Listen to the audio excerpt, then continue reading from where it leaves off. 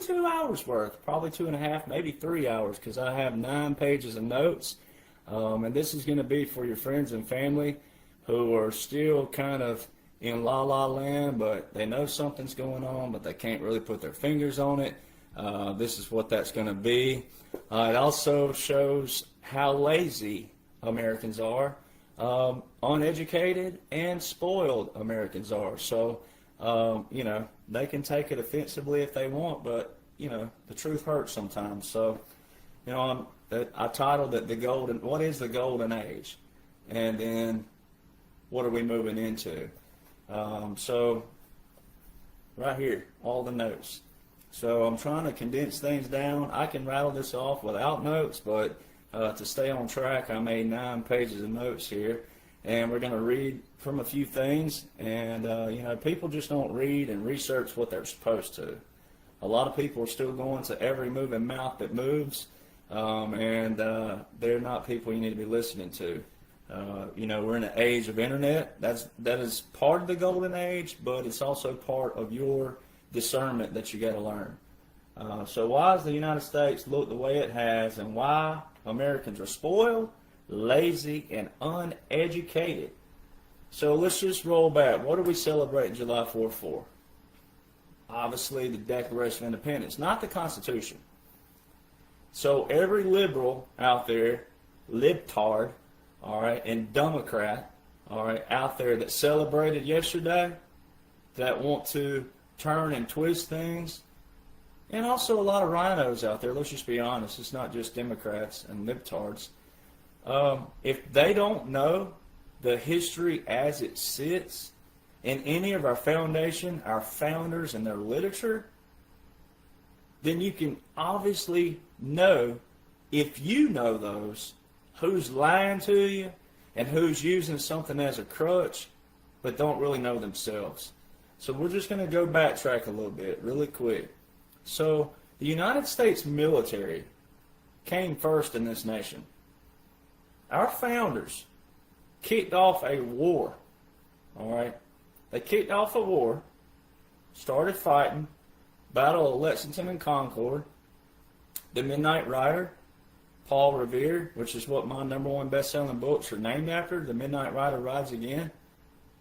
Now, there are a lot more Midnight Riders than Paul Revere, but in the wee hours of April 18th and 19th, rolling through the town, they were warning, the Redcoats are coming, the British are coming, get ready, boys.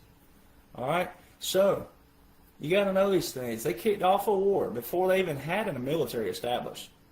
April the 19th, 1775. All right, it's pretty simple math. You ain't got to be Harvard, Yale to do your math here. April, May, June. All right, June the 14th, 1775, the United States Army. This is not difficult, but it also proves to people out there that they don't really know much about what they celebrated yesterday. June the 14th, 1775. Our very first military law established for us, and it stemmed from Britain. Every one of our military laws, doctrines, strategies, tactics stem from British strategies. All right? But what separates it is they established some doctrine and laws for our United States military. Real simple. June the 30th, 16 days after the Army was established first. All right? Do your math there. June the 30th, 1775. That's before the Declaration of Independence. Then came the Navy. Then came the Marine Corps. And our very first flag was in December 1775. Then roll over into 1776. And the importance of the 1776 is, one, we have a problem in America with terminology. Americans don't even know simple terminology, which means a dictionary. What does a word mean? What is the root of it? What does it mean? A declaration. It's a declaration of independence. We're declaring in the middle of a war, and they weren't even in the middle of it. It was 1 year into the war. They're declaring independence and went right back out there starting July the 5th, 1776, and fought for 7 more years. I mean, 7 more years. You can't make this up. They're declaring independence before the war ended? Who does that? I mean, they weren't like, hey, let's wait till about, a little bit right before the war ends, No, it's 7 years before. That's why it's important. And you got to go read the Declaration of Independence. The Declaration of Independence is for us, we the people. If you go read the preamble of the Constitution, which came 11 years later, but if you go read the preamble, you got to go, in order to form a more perfect union. This is where Americans suck at terminology. In order to form a more perfect union. That sentence structure tells you right there that something was already established that was more important than the Constitution. The Declaration of Independence applies to us. The Constitution applies to our representatives that we established. We established this system that we call the government, that consists of the 3 branches of government. It's all man-made. But you got to go to the roots and the origin of why it was made. And then you got to get into the founders and their ideologies and what they believed in. And that's how you can pick apart a Democrat and a liberal. Because they are dumber than an ashtray on a motorcycle. They're that dumb, and you cannot use any other terminology for it. They use the term Constitution, but they never talk about the Declaration of Independence. Ever. None of their points ever bring in the Declaration, the Federalist Papers. None of them. They never talk about our founders, ever. Because they want the fruits of your labor. And they want you to fight for it, you to work for it. They want to tax the heck out of you, but turn around and use the Constitution as a crutch, and for you to keep them in their establishment. That is what President Trump and the military have decimated. And this is very important. So now let's move to 4 founders. All right, now this is a God thing right here, because every patriot knows this number, the number 17. If you take the number 4 and divide it by the population in that era, which was 2.3 million. If you divide 4 by 2.3 million, guess what number you get? Decimal point 0.00000017. That's how God works right there. 4 founders, ladies and gentlemen, 4 wrote our whole major basis of our whole government. 4 men. Thomas Jefferson, the Declaration. James Madison, the Constitution. And then James Madison, John Jay, and Alexander Hamilton, the Federalist Papers, which were promotion papers that they took around to the people, 85 of them, and distributed to the people why the Constitution should be adopted by the people for an establishment of a government. 3 branches of government. So see, this is how you can absolutely, if you just know what you're supposed to know and forget about all the other stuff, if you know what you're supposed to know, you can put a Democrat in their place, a liberal in their place, and a rhino in their place easily. Or you can also hear their bull crap by knowing those simple foundations. All right? James Madison and your second president, John Adams, both described, and I'm going to paraphrase, you can go look them up. Madison, in Federalist Paper number 10, talked about how democracies are dangerous. John Adams, your second president, said democracies commit suicide. So when you hear a libtard and a Democrat and a rhino say the word democracy, they don't even know Article 4, Section 4 of the United States Constitution, the Constitution they use all the time, specifically outlines a Republican form of government. So when President Trump has been using it the past 10 years, It's in a way of throwing it back in their face. It's like a teabag situation, right? Guys in the military knows what teabagging is. It's humorous. It's using it against them. And it's like a cat and mouse game, right? So, you got to know these things. 4 men wrote our whole ideology. James Madison is also the Madison from Marbury versus Madison, which was not only a landmark, but a landslide Supreme Court case. It says a statute repugnant to the Constitution is void. Meaning, if it doesn't reflect and support the Constitution, it's void. Meaning, you can abolish a law. If a law gets passed because you, the people, weren't paying attention, but then all of a sudden woke up somehow, some way, and you finally came to your senses, and you're like, whoa, whoa, whoa, when did this get passed? It's not good. We need to abolish this. That's why they call them amendments, ladies and gentlemen. They can be amended, and they can be abolished. All right? Real simple. So what happened to America? Now, you'll hear people out there talk about this being a conspiracy theory, right? But 1871, the Organic Act of 1871, Ulysses S. Grant signed this. We go back into debt with the crown, right? And we just kept digging and digging. In the 1870s, that's when the bar was established, British Accreditation Registry, all right?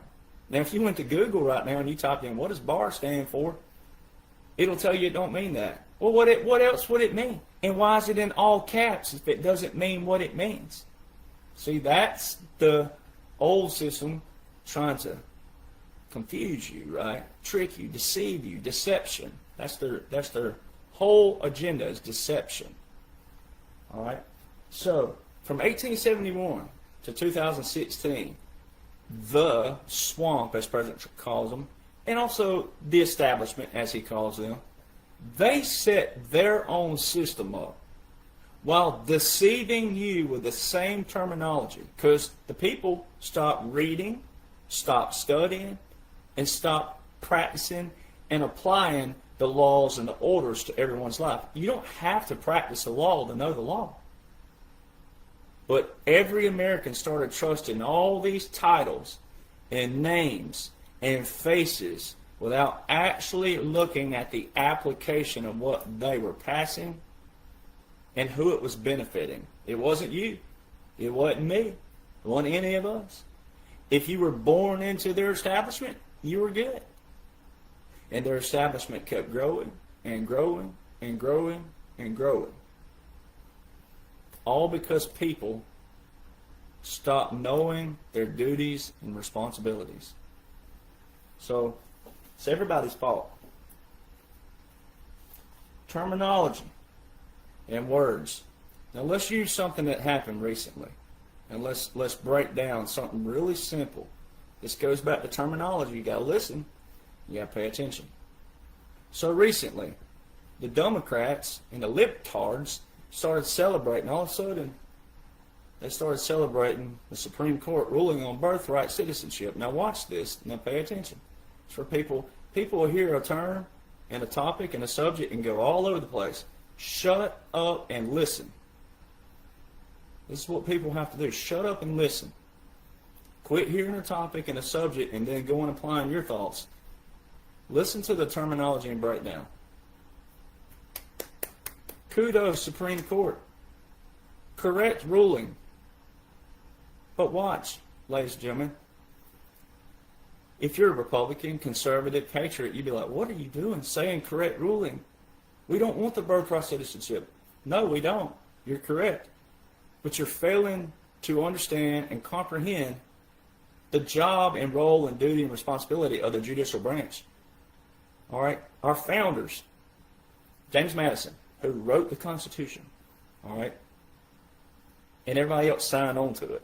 But he wrote it. He drafted that language, that terminology, those words, and the sequence, and the structure, and the grammar, and the punctuation. And then people sign off on it.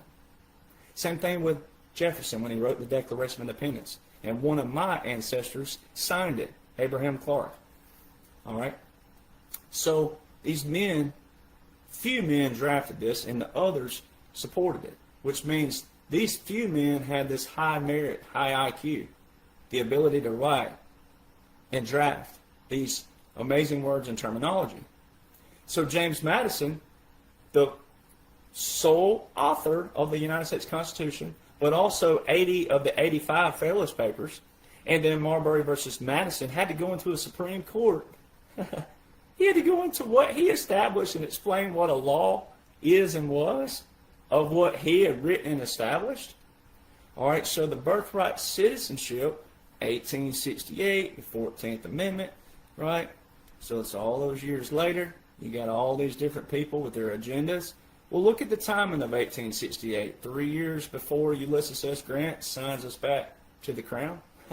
You don't think this was not pre-planned on their own? All right. So the Supreme Court did what they're supposed to do. And they ruled correctly, because their role and duty and responsibility is to take the law as it sits on paper and interpret it. Now, you can split this another way and it would still be accurate and true.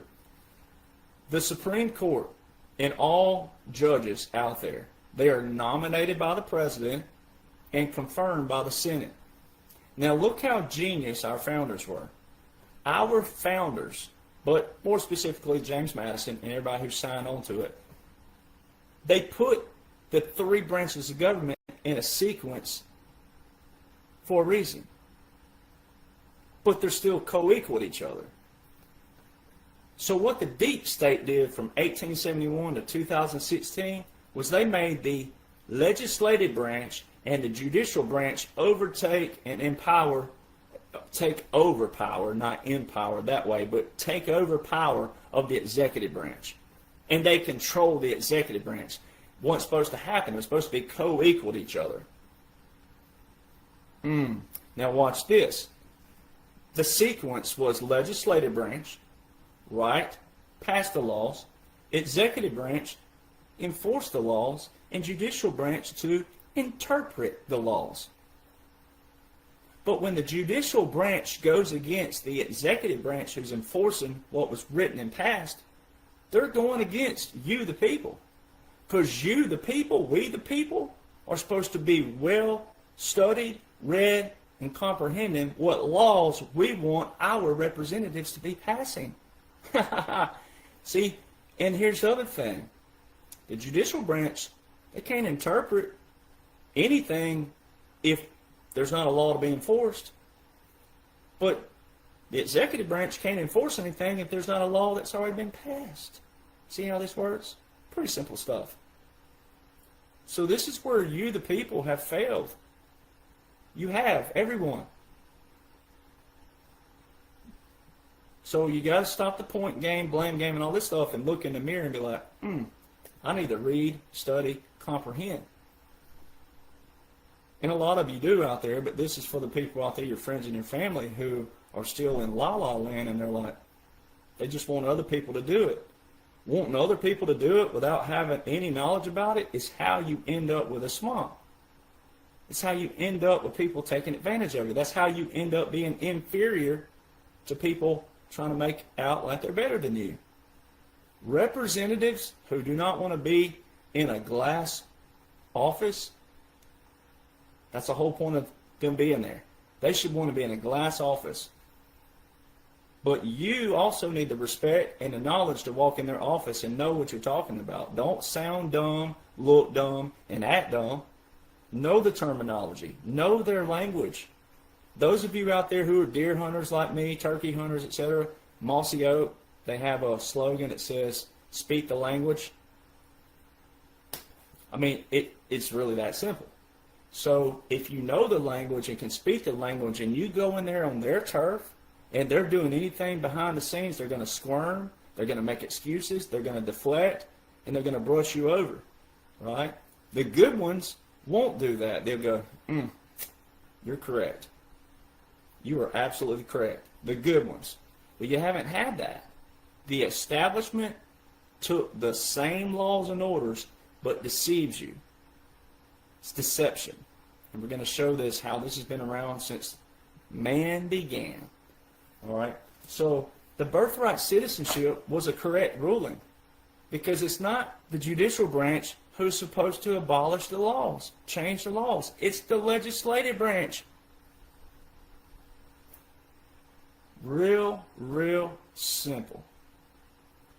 So all the libtards out there and the Democrats and also the rhinos resurfacing out there, they just expose themselves. They just put a big giant red X on their forehead that I don't know what the heck I'm talking about. And you're supposed to remember them, those in your community, especially if there's someone like a public official. This is what this operation's for, is to show you, the people that know the laws and how government is supposed to operate and function. You are supposed to hold them accountable, even though we're still in an operation. And the laws show this. The laws show this is a strategic plan and a special operation. It's not done. 45-47. Now, let's get into 45-47. The timeline. President Trump's been the face of this operation now for 11 years. All right, 11 years. So I'm going to show you a few things. So when you hear people out there say, this is BS, and I can't believe people still listening to this guy, no. And also, nothing's happening, all these people. These are people who don't know a single term from a single sentence, from a single paragraph of one single law. That is how lazy, dumb, and spoiled America's been. So you can't listen to people who aren't willing to put in the time into study. President Trump's not just getting up every morning going, oh, what you boys want to do today? We're a nation of laws and orders. He must act with laws and orders. I break down the laws and orders by President Donald John Trump that apply to a 45-47, which is a strategic plan and a special operation. It's using military laws, federal laws, which there's only 4 ways military pairs. We're going to break that down again. But then also irregular and unconventional warfare. And every one of his speeches validates this. So if you're not reading and studying what you're supposed to know, and then know a guy like me who knows the extracurricular of irregular warfare, unconventional warfare, the strategies, the tactics, the terminology, etc., the verbiage, then you're going to be in trouble. And you're going to fall prey to all these prima donnas out there and all these little civilian pansies who just want a name and a face, and they want to distract you just for a little while, but they don't know anything. All right, so don't fall for it. Page 2. So it goes back to, what do you think President Trump's using? What the heck do you think he's doing? What do you think that this man, just all of a sudden, this guy who was never in government before, never in military before, you just think, oh, man, he's getting lucky. Well, I mean, come on, people, right? So, think about it this way. Those of you out there, some of you do, you're good people, and you'll listen to me, and then you'll go over here and you'll listen to all these people, and they'll talk about me. They trash me, they defame me, and they use false accusations. Civilians, 99.9% of them are civilians, never been in the military, never been in law enforcement. And here I am, a veteran, but they want me to produce my DD-214 and prove who I am when I've shown you my military ID and I've shown you my badge. All right? I've shown that. So what else you want me to do? I'm not putting my DD-214 out there because it's got Social Security and all these things on it. And that's stupid. Veterans, stop doing that. And also veterans, you military industrial complex veterans out there, when you demand a DD-214 and you're like, I'll show you mine, no one's asking for yours. Probably want to think about that. All right? So, how come all these people who falsely accuse, trash, and defame never, ever sound like a Taylor Swift song? Oh, gosh. Oh. Congratulations, Taylor and Travis Swift. No. But think about it. They never, ever take one single term from one single sentence, from one single paragraph of one single law and break it down. So you have to ask, what are their motives? What are their intent? What's their agenda? They can't be a President Trump supporter. Why would they be deterring you from listening to what President Trump has in a blueprint plan? No, his plan is not public coming straight from him going, hey, here you go, let me distribute you some papers. A guy like me with a 160 IQ, and I know it, is using this for good, going, this is what's happening, ladies and gentlemen. Here's all of his laws. Here's all of his orders. Here's strategies and tactics of things you can absolutely go look up. It's all public. And I take it and put it together for you. I put it in a bundle for you. It ends up being 2 and 3 hours of video, but you can't make it any shorter. So, have you ever noticed how I don't talk about people? You notice how I never make false accusations out there about people? You ever notice that? Now, I defend myself. I have to sometimes. President Trump says every now and then you got to defend yourself, depending on what it is and who it is. But these people are trying to deter you. They're trying to distract you. And they're trying to steer you away for a lot of reasons. All right? And so, here's the other thing is, I'm not a public official in an elected seat. I volunteer my time, all this extra time. Now, I do have roles and duties and tasks that I do with what I'm doing. But I still volunteer a lot of my time for you because I love it. Why wouldn't I? It's like President Trump says, why wouldn't I? Why would I hold this gift back that God gave me? So you got to think about that as well. So it shows you their actual allegiance is not President Trump.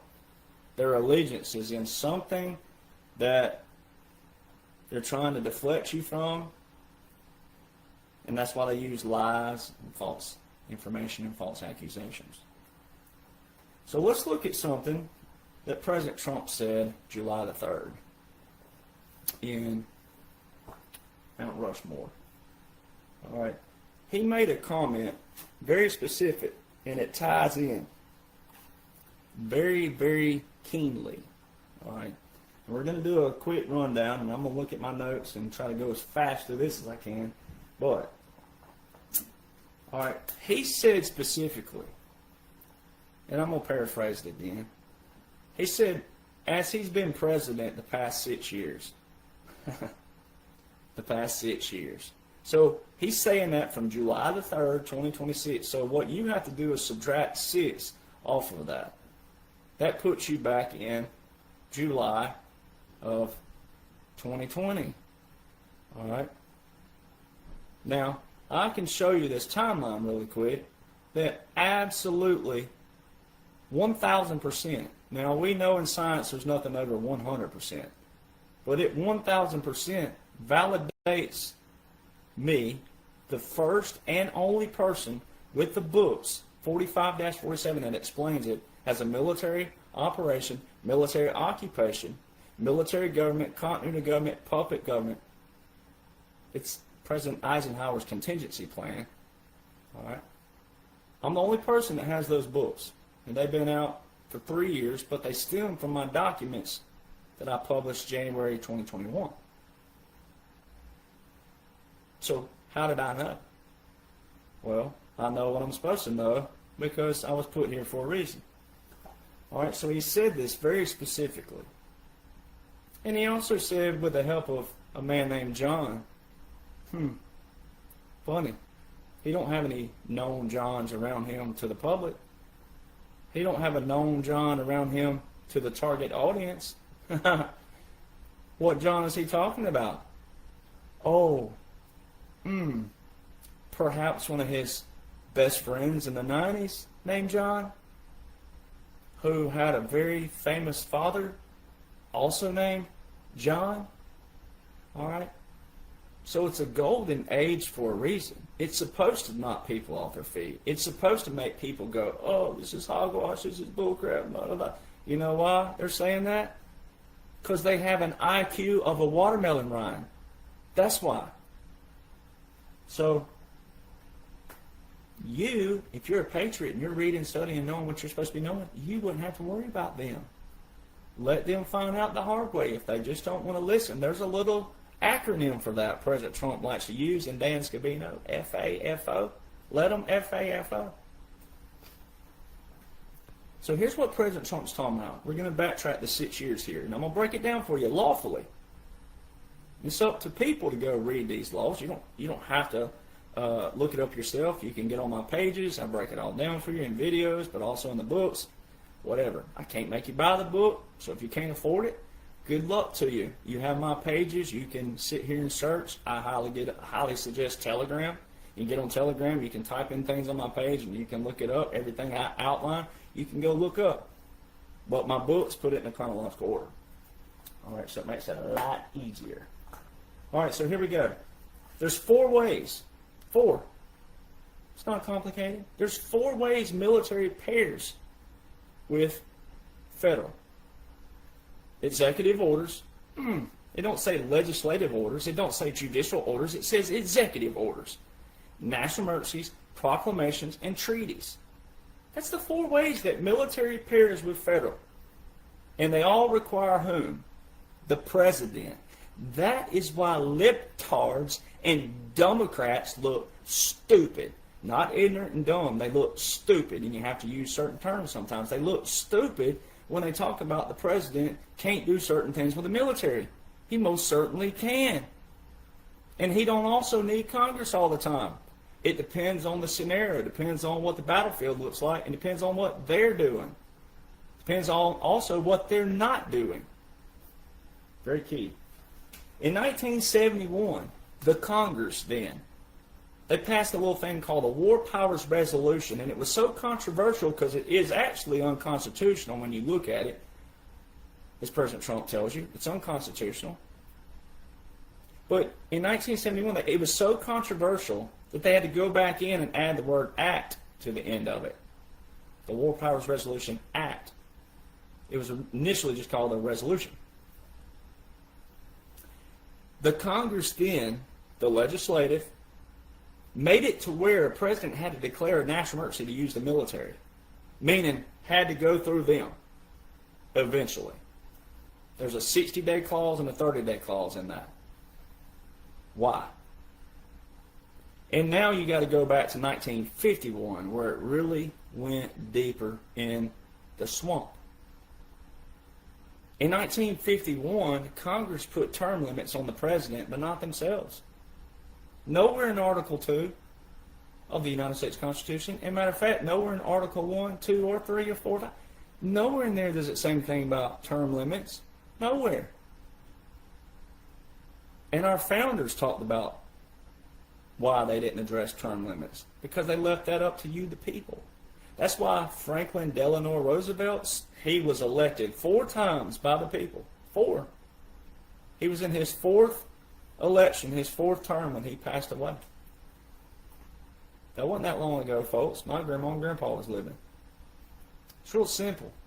Why did Congress put term limits on the president but not themselves?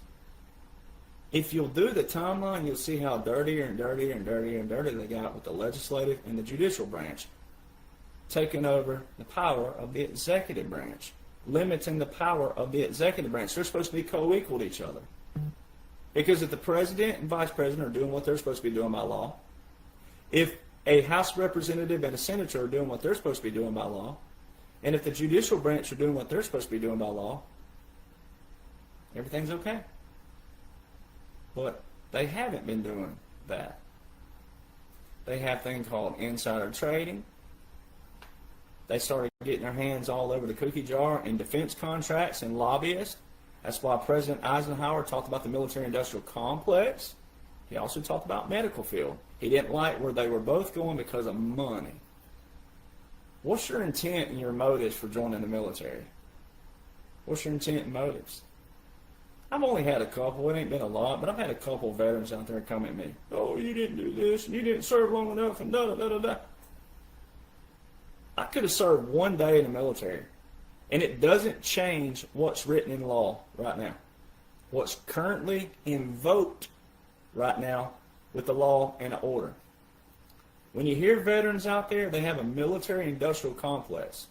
And they're also going against the Uniform Code of Military Justice for good conduct. And if they're retired, they could be prosecuted. Oh, just for something like that. If they're actually receiving retirement, they could be courts-martialed. They could be put back on active duty and courts-martialed if they were prosecuted. You might want to think about that, veterans. You might want to know what you signed up for, what you raised your right hand for. You might want to know that. So, Roosevelt. Then Eisenhower. He had a thing called a contingency plan. They call it the atomic midwife. If you look at President Trump right now, everything he's doing, every one of his nominations reflect President Eisenhower's contingency plan. President Eisenhower established where businessmen and military men would run the government for a little while after it, called a military government, after a national emergency and a natural disaster.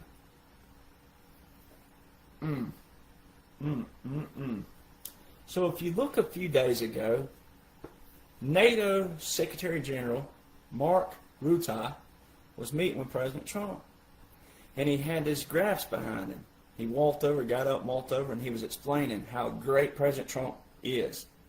And he said, not since Eisenhower had any of these things been done. I get validated every day. So, let's go now. Let's do the breakdown. 6 years ago, 2020. Now let's back it up a little bit. Let's have some fun with this. February the 20th, 2019, President Trump issued Proclamation 9844. He federalized the reserve components in National Guard by Title 10 to the border. Wasn't nobody complaining about President Trump sending troops to the border then? Where were you Democrats and libtards then? Where were you resurrected rhinos then? Didn't hear you fussing and complaining about the National Guard then. See, you don't fuss about things until you're made aware of something by the bigger market. But you're supposed to know that by law. You're supposed to be reading when a president issues a proclamation or a national emergency or an executive order. They publish it for the public. You could have known. So why weren't you whining, complaining, and fussing and griping back then? Why didn't you have your diapers on back then? That's what you need. Proclamation 9844. Then fast forward. December the 20th, 2019. Very key. All these things took place on December the 20th, 2019. President Trump passed the Global Fragility Act. The Space Force was established. The Uniform Code of Military Justice was modified and updated the first time since 1950. The Courts-Martial Handbook was reissued. And then Title 50, Chapter 33, Section 1550 was put in the War Powers Resolution.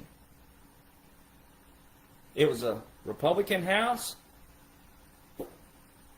and a Democrat Senate. No, it's got to take it back. It was the polar opposite. It was a Democrat House and a Republican Senate that passed it. Either way, it's bipartisan. Oh, that is damning. Because you got to go read those. Now let's just read the Global Fragility Act really quick. Now watch this. Remember how I said this is a strategic plan? Now watch this. The Global Fragility Act, signed into law in 2019, is a bipartisan United States legislative initiative. What did that just say again? A bipartisan? Designed to transform how the United States prevents and responds to violent conflict. It shifts United States foreign policy from a reactive, quote-unquote, containment model toward a proactive 10-year strategic approach aimed at addressing the root causes of instability. Oh, yeah, that is validation right there. If you were Hunter Biden, you know what you do reading that? You would take you a big old giant tortilla and put cocaine in it and roll it up and sniff it. But we're not Hunter Biden, so there you go. That's massive validation. Strategic plan. President Trump passed that. All right. Now, let's look at Title 50. Chapter 33, Section 1550 specifically. Not later than 180 days after December the 20th, 2019, and every 180 days thereafter, the President shall submit to the Congressional Defense Committees, the Committee on Foreign Relations of the Senate, and the Committee on Foreign Affairs of the House of Representatives a report on actions taken pursuant to the authorization for use of military force against those countries or organizations described in such law, as well as any actions taken to command, coordinate, participate in the movement of or accompany the regular or irregular military forces, there's your unconventional warfare, of any foreign government or country when such forces are engaged in hostilities or in situations where imminent involvement in hostilities is clearly indicated by the circumstances during the preceding 180-day period. So see, it's got a ironclad lock on it. It's saying in the first 180 days and every one after, and then the preceding. So it's got an ironclad. Before, after, middle. Now watch this. In 2020, the world witnessed a biological, chemical attack. And you fast forward, we're going to fast forward really quick on two big points. Fast forward to 2022, when Mitt Romney called Tulsi Gabbard a traitor and said she was treasonous for the things that she was saying about Ukraine having bioweapons. And then March the 8th, within the same time frame that Mitt Romney was saying this about Tulsi, Victoria Nuland, who worked for the Obama administration and the real Joe Biden when he was a vice president, Victoria Nuland, who secured the $1 billion in defense for Ukraine back then in 2014, the same Victoria Nuland who was caught on tape, verified, for saying F the EU. I'm pretty sure the European Union is not who you want to be caught on tape saying that to. That was supposed to be their people.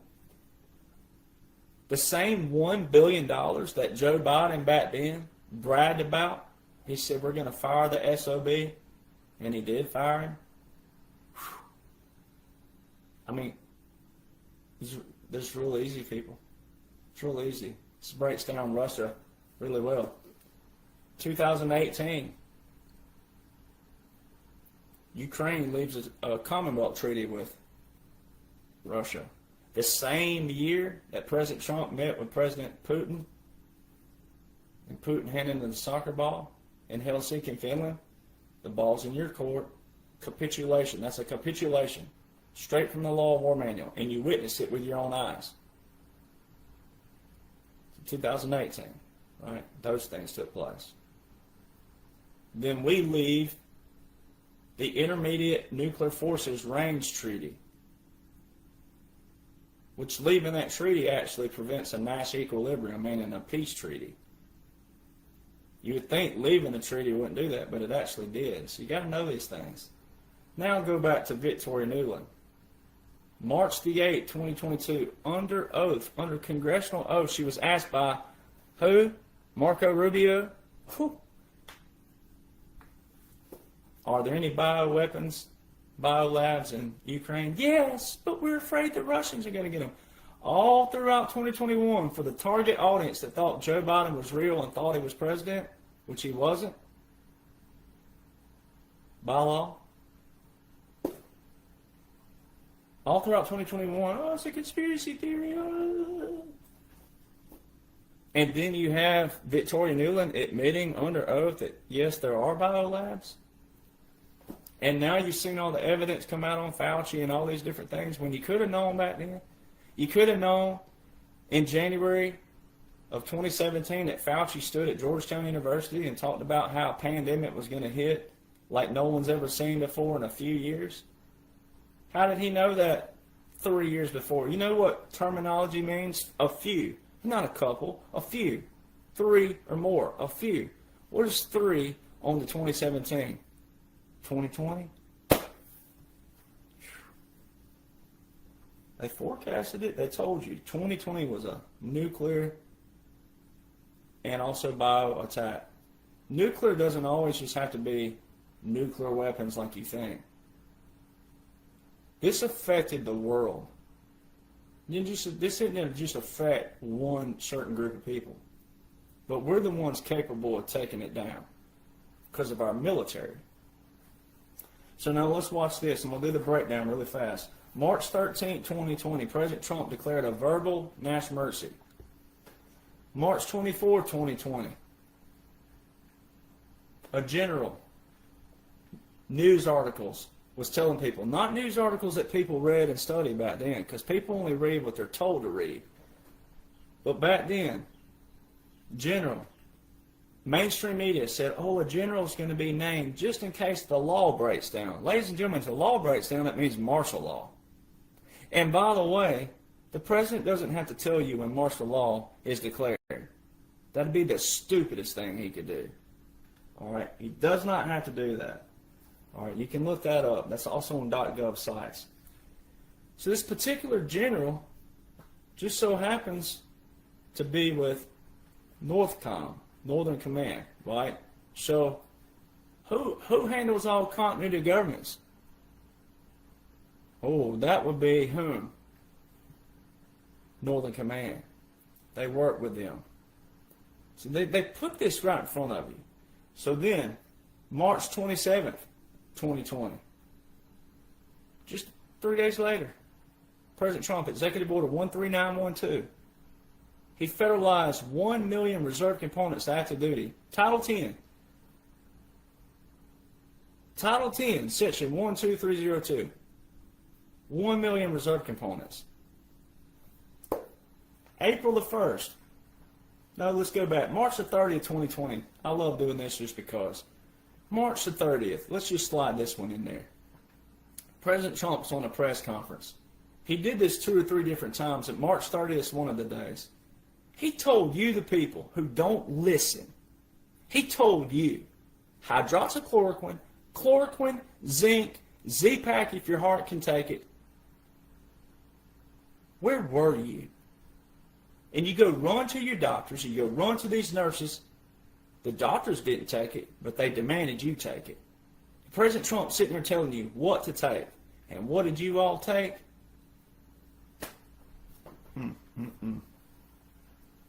April the 1st, 2020. Southern Command. Operation Southern Spear. That's happening in the Caribbean and Venezuela. All those regions down there. That was launched April the 1st, 2020. And all the Democrats and libtards and rhinos thought it just happened last year. No, April the 1st, 2020.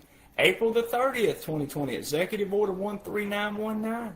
President Trump, he directed the Secretary of Defense, now called the Secretary of War, that they could federalize the selective reserves to active duty.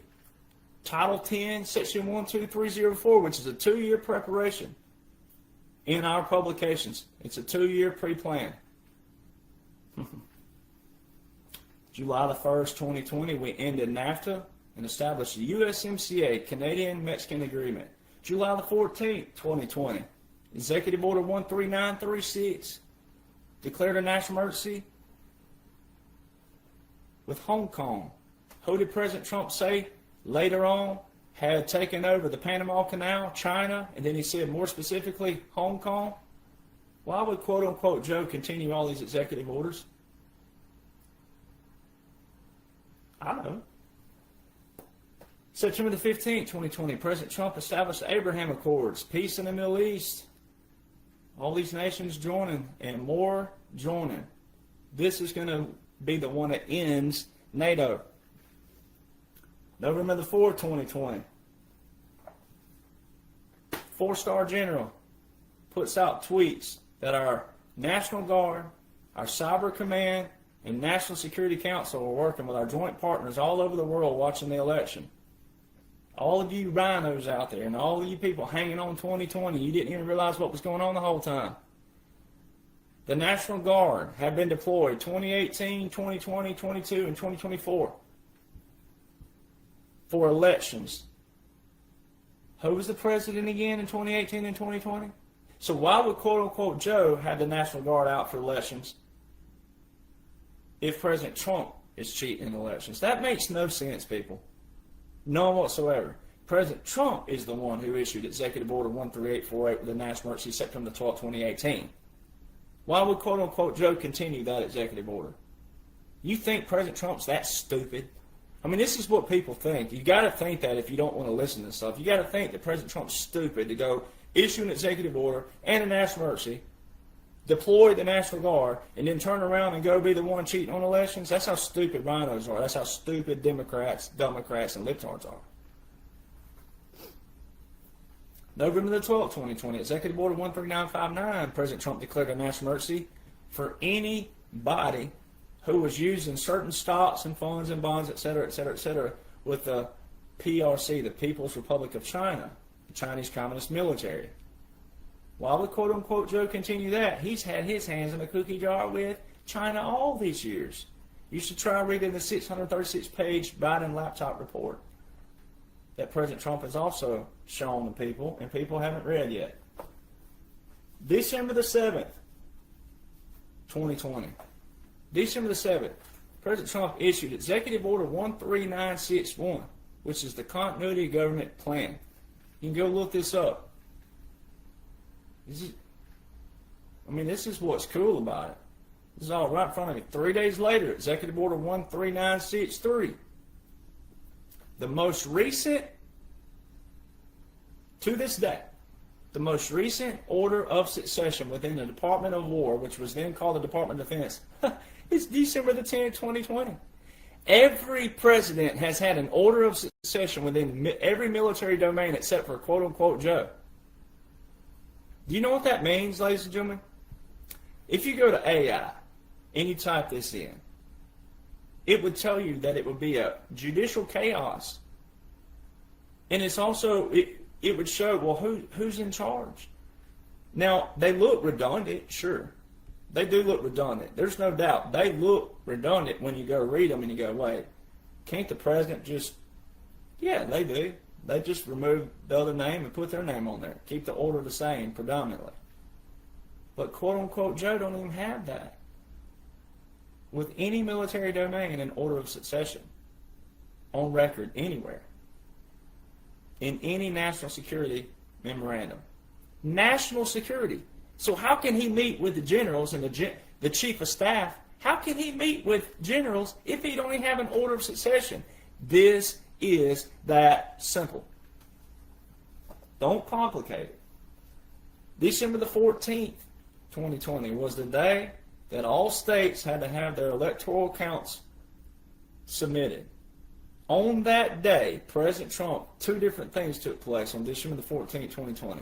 President Trump filed a United States Supreme Court case via the state of Texas, a state he's never lived in, versus the 7 swing states of 2020. He filed a Supreme Court case. He also went to the Army-Navy game on that day. If you go look at the headlines of the Army-Navy game, it don't say anything about potential former president. It says President Trump. It don't say anything about a potential former president. It might be his last game as a former president. Don't say anything about that. So if the Democrats were so sure, and if this wasn't an operation, why didn't they put out there, about to be former president, the outgoing president's going to his last Army-Navy game for right now anyway. Ain't nothing reads that way. None of them said anything about that. Why didn't they? That's what you would be doing if you were a broadcaster. Because if he lost 2020, then they would have pretty good solid evidence at that point that, hey, this might potentially be his last game as Commander-in-Chief for right now anyways. I mean, they are playing for the Commander-in-Chief trophy. It is the most popular game in college football outside of Alabama and Auburn and Ohio State and Michigan. Come on. I mean, don't complicate it. But the 27 swing states, never before in United States election history, the same 7 swing states of 2020 were the same in 2024. President Trump, quote unquote, lost them in 2020, but won all 7 of them in 2024. January the 1st, 2021. FEMA, Department of Homeland Security, already under their FCD1 and FCD2, which they put out in January of 2017 and June of 2017, which go alongside military operations and planning as well, joint plannings of continuity governments. Yeah. Well, on January the 1st, 2021, one was reissued. It was called the Reconstitution of the Executive Branch. Now look at the timing of all that. Look at all these orders put into place back here for military, right? They weren't revoked, weren't terminated, nothing like that. Look at what FEMA's doing in Department of Homeland Security. Right before the world thought they saw what they saw on January the 6th and what they saw on January the 20th, 2021, before the world thought all that and knew all that, because this would have been in the past before it became the present, right?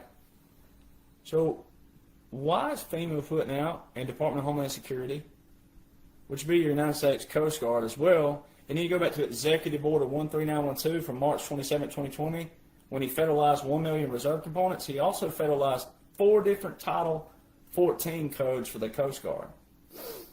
Oh, wow. Whew. Yeah. So now fast forward to January 1st. And this document, this publication says Reconstitution of the Executive Branch. You know what that means? Reconstitution, terminology, definition. It means to take something from its state it's in now and put it back into its original. So where was the executive branch? Oh, that's right. Congress put term limits on them in 51 and weren't supposed to by the United States Constitution. It's not constitutional. And then Congress passed a resolution in 71 restraining and putting constraints on the president. Unconstitutional. Then January the 6th, it's real simple. Pence had every power in the world to kick those votes back. He had every power in the world to review the discrepancies of the states, and he didn't do so. I mean, why else would President Trump file a United States Supreme Court, which he has now won, because winning the 7 in 2024 means he won his case that he submitted on December the 14th, 2020.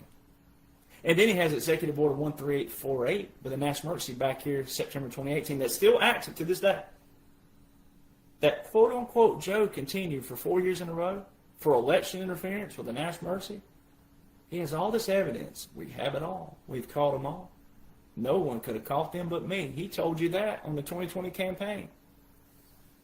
So now all of a sudden, President Trump has his court case, right? And on January the 6th, why would he have filed a court case? A Supreme Court case. So now when you get to present and you look back on hindsight 2020 and you see that President Trump has won those states in 2024, the same states that's never happened in United States election history, it exposes the deep state. That's how they kept their people in their positions. Some, they created all kinds of controversy out there, right? Because someone was doing something they weren't supposed to be doing. Someone may have even gone against their own system. That's happened before. So President Trump comes in and they bust the whole party up. Period. Going, hey, we don't need your money. I'm a billionaire. You notice how the Democrats, the libtards, they never put a tax on Bill Gates. They never put a tax on Zuckerberg. They never put a tax on Elon Musk. They never put a tax on Jeff Bezos. They never put a tax on Oprah Winfrey. They never put a tax on any of their buddies. Until President Trump rolled into town. They want to talk about taxing billionaires, right? Their establishment. Their establishment's being busted. That's why they look the way they look, and you should want them to look that way. You should want them to make accusations and all these things. Which is why, again, if someone's making accusations of someone like me, they're reflecting these people. Because I'm showing you every bit of the laws that are currently invoked. Current. These are not laws that are like, oh, this is an Alaskan law that talks about how you can't pick up polar bear doo-doo and put it in a bag and go cook it and, make chocolate turds later and eat them, in some kind of coffee that you see in a movie. We're not talking about some random law. We're talking about current laws that outline 45-47. So January the 6th, the National Guard is a key thing. Nancy Pelosi had no control of the National Guard. So when you listen to President Trump say that, he's not, fibbing or saying something, whatever. It's supposed to get your attention. Going, wait, he's the commander-in-chief. And this is Washington, D.C. He's the sole commander-in-chief of the National Guard of D.C. Nancy Pelosi had no military standing whatsoever. So the National Guard started moving in. The first time in United States history that all 50 states plus Puerto Rico and Guam were in one location at one time. For an old white man being inaugurated? Come on, ladies. Ladies, where are you, ladies? How many white men have been inaugurated in history? And this one in particular that people thought, oh, quote unquote, Joe, what were the Democrats, libtards going to do? You real hard-working blue-collared and white-collared out there, patriots were going to work. You weren't going to be going up there because of some old fart, even if it would have been real. And even if there had been a little bit of some kind of altercation in the streets up there, it wasn't going to be some massive thing because you'd never done it before in history. You were just going to go right back to work. You weren't going to like it. You were going to fuss, cuss, be all this. But you weren't going to do anything. And I guarantee you one thing, if that would have been a real insurrection, we would still be partying there. Because patriots that are real patriots, they'd have taken over the right way. But it wasn't real. It's all set up. It's all staged. It's all part of the operation. So the National Guard were rolling into town, the 6th, 7th, 8th, 9th, but especially the 11th, and then also the 17th. Heavy National Guard started coming in. All right, January the 18th, 2021, President Trump issued Executive Order 13977. No national emergency, but executive order. He put a protection order on all judges, law enforcement, prosecutors, and their families. Whew. Very telling. Very telling.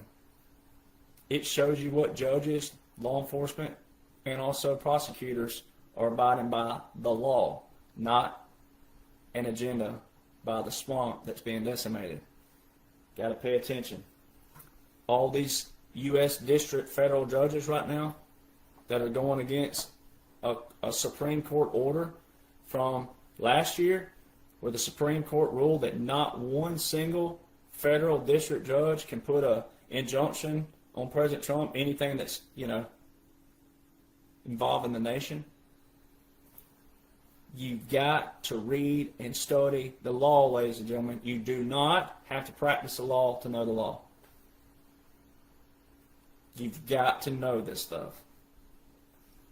January the 20th, 2021. My favorite. This is what put me on the map, plus all the laws and orders. January the 20th, 2021. Joe Biden, quote unquote, raised his right hand at 11:47 a.m. Eastern Standard Time. That's a violation of the 20th Amendment, ladies and gentlemen. You'll have people out there say it doesn't matter when he does it, as long as he does it on that day. No, it isn't. The 20th Amendment is very specific. It says the term ends at noon and successor shall then begin. Anyone who says that before, you can go look. You can go to D.C. and visit and see the paper. You can see all the different things. And you can watch Melania, the new documentary, where they talk about at 12:01 this takes place and at 12:05 this place. And then you can start doing things. You cannot do, the incoming president cannot do anything until after noon. This is how dumb Americans are. Can't even understand simple terminology of one amendment. And people wonder why we look the way we look. And it's an embarrassment. It's an embarrassment because so many other people in other nations read and study. They love education. I have more followers around the world than I do in the United States of America. And they love and value education. And they're rooting for you, dumb ones out there. They're rooting for you. But my God, have mercy. One single little sentence of one amendment. And people are, oh, he could lose, he raises his hand that day. It doesn't. Yes, it does matter. It does. That's just one little thing. Then you had all the other stuff, which is perfect, right? They didn't have a big audience. They had everybody spread out and all this other stuff on purpose. Had everybody wearing a mask where you couldn't really see anything. All the uniforms were jacked up. They had old grandma. They had a grandma sitting there with the Marine Corps band. She looked like she was ready for AARP and a lifetime shipment of Ensures walnut pecan flavor, right? I mean, Marine Corps, where were you? We're talking about gray hair. They zoom in on her. She looked like the grandma from the Beverly Hillbillies. She really looks just like her in the face. They could not put this more in front of you out there. And then all you civilians out there, you want to question military? Really? You want to say, oh, this is a bunch of bull crap. You want to crap on military customs and traditions? Things that all the good soldiers, every good soldier out there that raised their right hand and served for the right reasons, you want to go question that? What the heck did we serve for? What did everybody serve for? You want to go brag about military? Oh boy, y'all were playing some Toby Keith yesterday, but when a veteran tells you that all the uniforms are jacked up, and that was not a 21-gun salute, and then we have people out there, we have some quote-unquote veteran podcasters who still just can't get it. And it's the Army who fires the cannons in the first place. So if you're in the Navy, Marine Corps, and all that, sit this one out. Get you some crayons and gnaw on them. This is not complicated. And people make it complicated. So when quote-unquote Joe raised his right hand, all that other stuff, then there was no review of the troops. And then while he was quote-unquote riding over there, they were already showing cannons loading up. They didn't even wait. But it wasn't 4 cannons in the National Capital Region. It was 3 cannons at Arlington.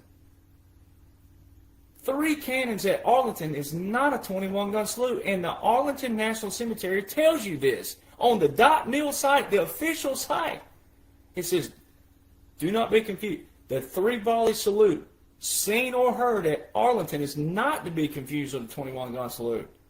It's a funeral service. The only cannons shown all day long for quote-unquote Joe on January the 20th, 2021 were 3 cannons at Arlington. Every other president had 4 cannons in the National Capital Region. Not at Arlington.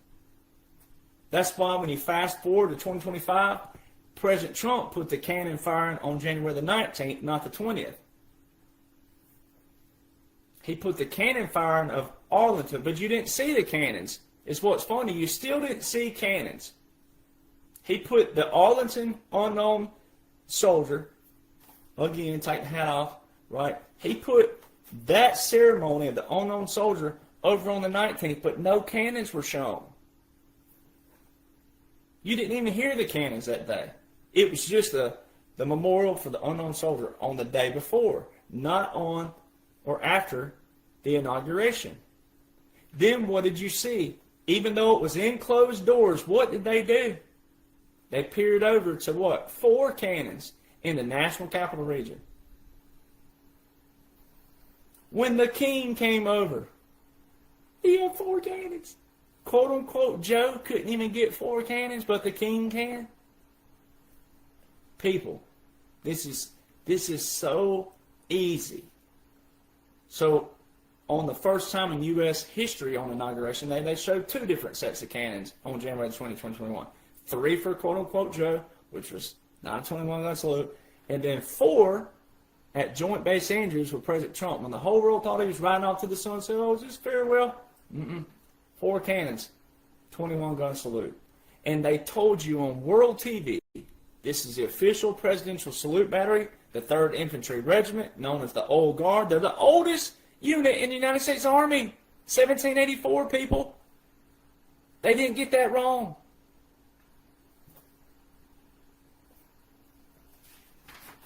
Got to keep rolling. So from 2021 to 2025, I'm just going to cover a few, not all, but this is just what you saw. The 2021 to 2025 National Defense Authorization Acts which are Congress's budget for the military. Nowhere before 2021 was there an NDAA for Iran, and nowhere after 2025. 2021 to 2025, when the world thought, quote unquote, joke, Iran, the International Atomic, no, IEAA, that's it. Blah. That's so funny. Let's see that atomic. It's a crazy word, but anyway, it's an acronym. But anyway, the International Atomic Emergency Agency. They are listed in there. 60% uranium in there. What did they end up reporting in the news to you? 60%. So how did they know before that Iran will be at 60%? You got to go look. This was before mainstream audience would have heard about it. But quote unquote Joe didn't do anything with Iran. President Trump did. There were three things consistent around quote unquote Joe from 21 to 2025. Insignia. So on the day that President Trump took office, January the 20th, 2017, soldiers walked down behind him, and on their headbands that was Judge Advocate General and Military Intelligence. Three were consistent around quote unquote Joe from 21 to 25. Only three. Military Intelligence, Judge Advocate General, and one more. It sounds like two, but it's only one. Civil Affairs and Psychological Operations. Those are visuals to show you people that are following me, studying, comprehending. Those validate that time period, especially when we were going through it. Those validated that this is an operation. It's not real, because all the uniforms were jacked up. Nothing was uniform. You had Marine Corps wearing flight suits with patrol caps. Every veteran knows that is jacked up, and that is not military whatsoever. And if you did that really on duty, you showed up, if you're in the Marine Corps and you're wearing a flight suit that looks like an Air Force flight suit and you're wearing a patrol cap, yeah, Marine Corps, go ahead and enlighten the people what would happen to your rear ends. No crayons for you for a while. All right, uniforms and saluting. You can watch, quote unquote, Joe, they butchered the salute. They even had to go teach Obama when he was in when to salute and how to salute. And he fixed it because he was getting scrutinized for it. If you watch, quote unquote, Joe versus President Trump, watch. It's real simple. All 4 years that people thought, quote unquote, Joe was real, it was an operation on purpose called a puppet government. I'm going to break that down in a minute.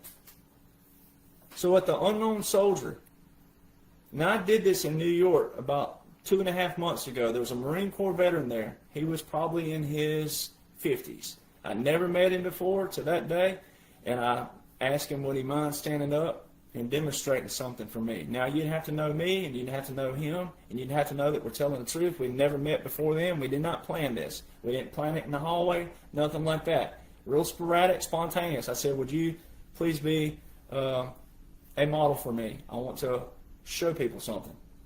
Now, you can't see me on the camera. It's recorded. You can't see me in the camera and you can't see him, or either you can see me or you can't see him. They don't show both. But everybody in that room witnessed this. And I said, follow my commands. Now, and we were already at a position of attention. But anyway, I went, present arms. Order arms. We did that. Now, before, which shows we didn't plan this, he messed up because he went to attention and he did something else because he said, oh, we're indoors. See? Right out the gate. I didn't tell him, hey, pretend we're outside. Now, we didn't do that on purpose again either. You could tell that he went, oh. And I went, I forgot. Pretend we're outside, not inside. Then he flipped and changed when I said, present arms. And both of us, like this, no delay whatsoever, present arms. Right? Order arms. If you go watch, quote unquote, Joe, at the unknown soldier, which is a sacred grave for us, you'll see it all. Present arms, order, arm. It's all off timing.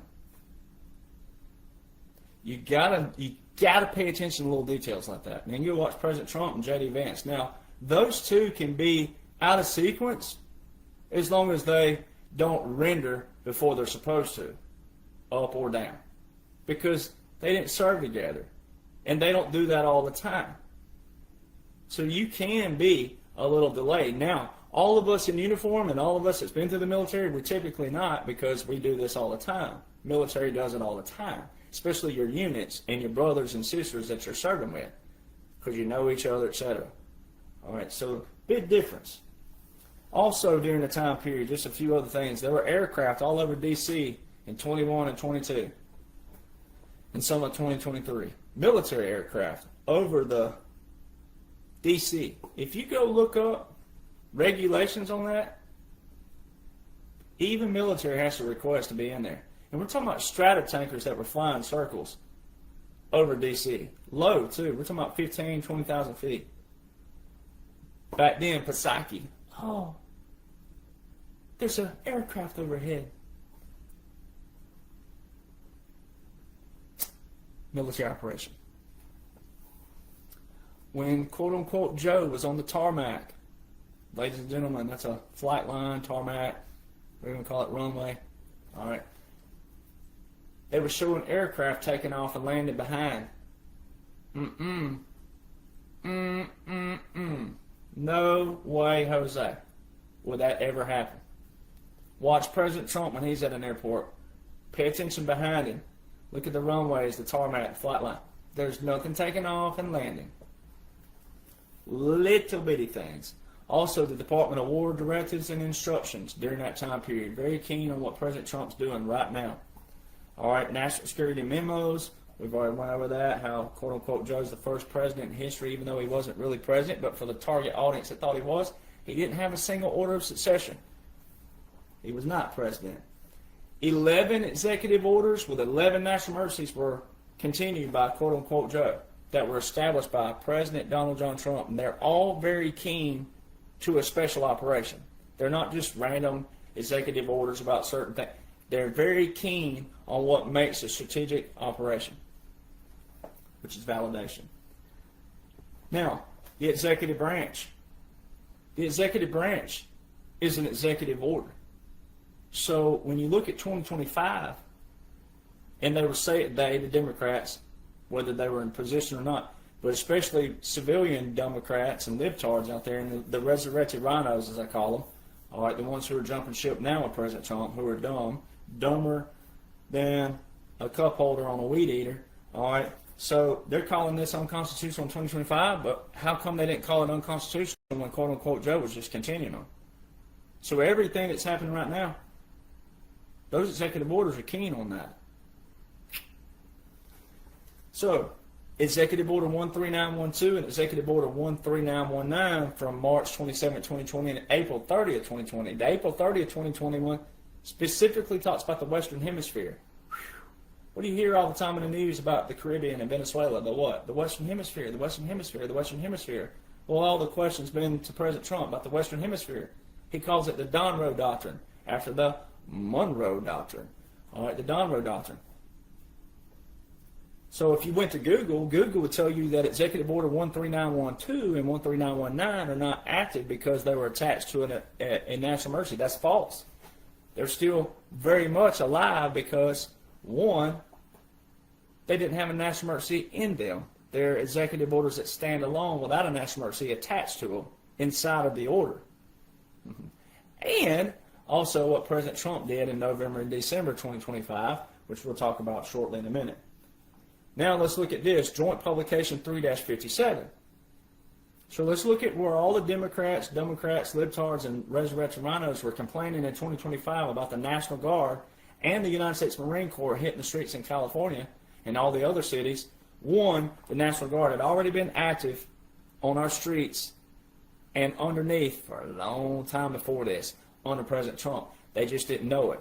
But let's look at Joint Publication 3-57, which is civil and military operations.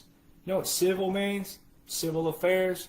What were the three in Sydney around quote-unquote Joe? Civil affairs and psychological operations, which is what? Irregular warfare, unconventional warfare. Now let's look at page 46.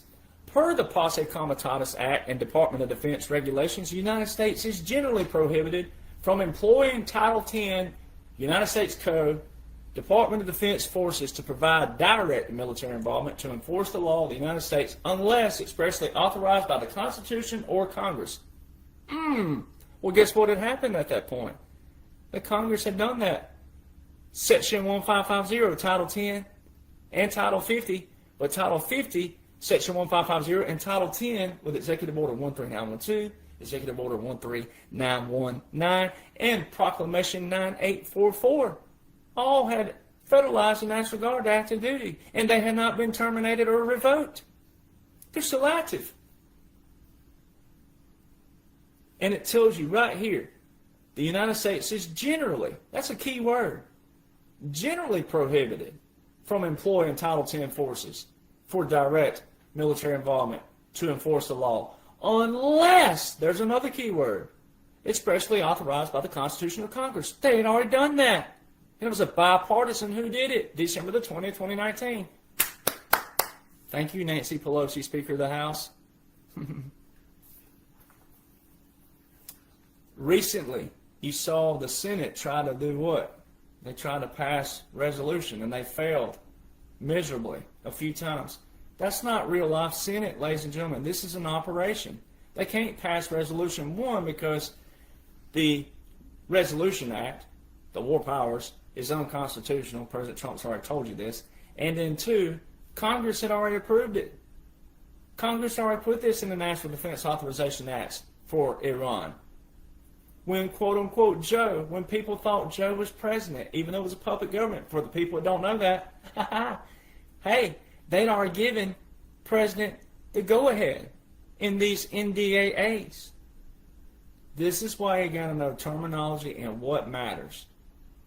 These are the only things that matter right now, not what all these other people out there, these podcasts, if they aren't talking this, it's just a bunch of flapping gums. President Trump quotes from the Law of War Manual all the time. He talks about the occupied country, capitulations, white flag and surrender, and the puppet government. Ladies and gentlemen, the puppet government in occupied country, which is also known as the occupied territory in the Law of War Manual, all right, they're in the same chapter, heavily. A military occupation. All right. When you go read the Law of War Manual, it'll talk about a military government, martial law, and a few other things, and they all tie together. And then they give you little examples. And the one that fits what's taking place is martial law and military government, heavily. All right. So, President Trump said in October 2024, 9 days before the election of 2024, when he won those 7 swing states of that Supreme Court case he put in place December the 14th, 2020, President Trump said at Madison Square Gardens, ladies and gentlemen, we're an occupied country. We will soon no longer be an occupied country. The Great Liberation begins in 9 days, which will be November the 5th, 2024. And the great, my book's falling over here. Restoration begins January the 20th. Ladies and gentlemen, the word restoration applies directly to a military government. And then it derives, but also directly relates back to January the 1st, 2021, the reconstitution of the executive branch. It shows you that they had already restored the executive branch. That's what he was telling you. So when you put all these together, they form a strategic plan and a special operation, all by military law, the 4 ways that military pairs with federal, and then using military government, continuity government, puppet government, via irregular warfare, unconventional warfare. That's what this all is. So watch this. This is where it gets fun. Everything that President Trump said from 2021 to 2023 at these quote-unquote midterm rallies, which there's no such thing, ladies and gentlemen. There's never been a midterm rally in history. And he just told you there's going to be a midterm coming up for the primaries. There's no such thing as this, ladies and gentlemen. All right? So he told you at all these quote-unquote midterm rallies from 21 to 23 what was coming in 25 to 2029. So everything at those rallies in the 2024 quote-unquote campaign, he told you what would happen when I'm president, when I am president again. Now, to the average person out there, they go, oh, he just got lucky, da-da-da. How did he get lucky? When you know all these laws that he put into place back here from 2017 to 2021, and then you had this law moment that they thought was a real presidency with quote-unquote Joe, but when you take all the laws and the orders, you take all the things that Congress passes for the president, and you read and study it and break it down, everything that President Trump's doing right now was put into place from 2017 to 2021.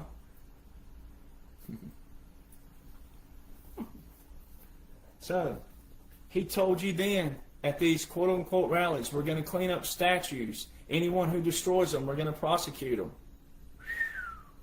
What have you been seeing?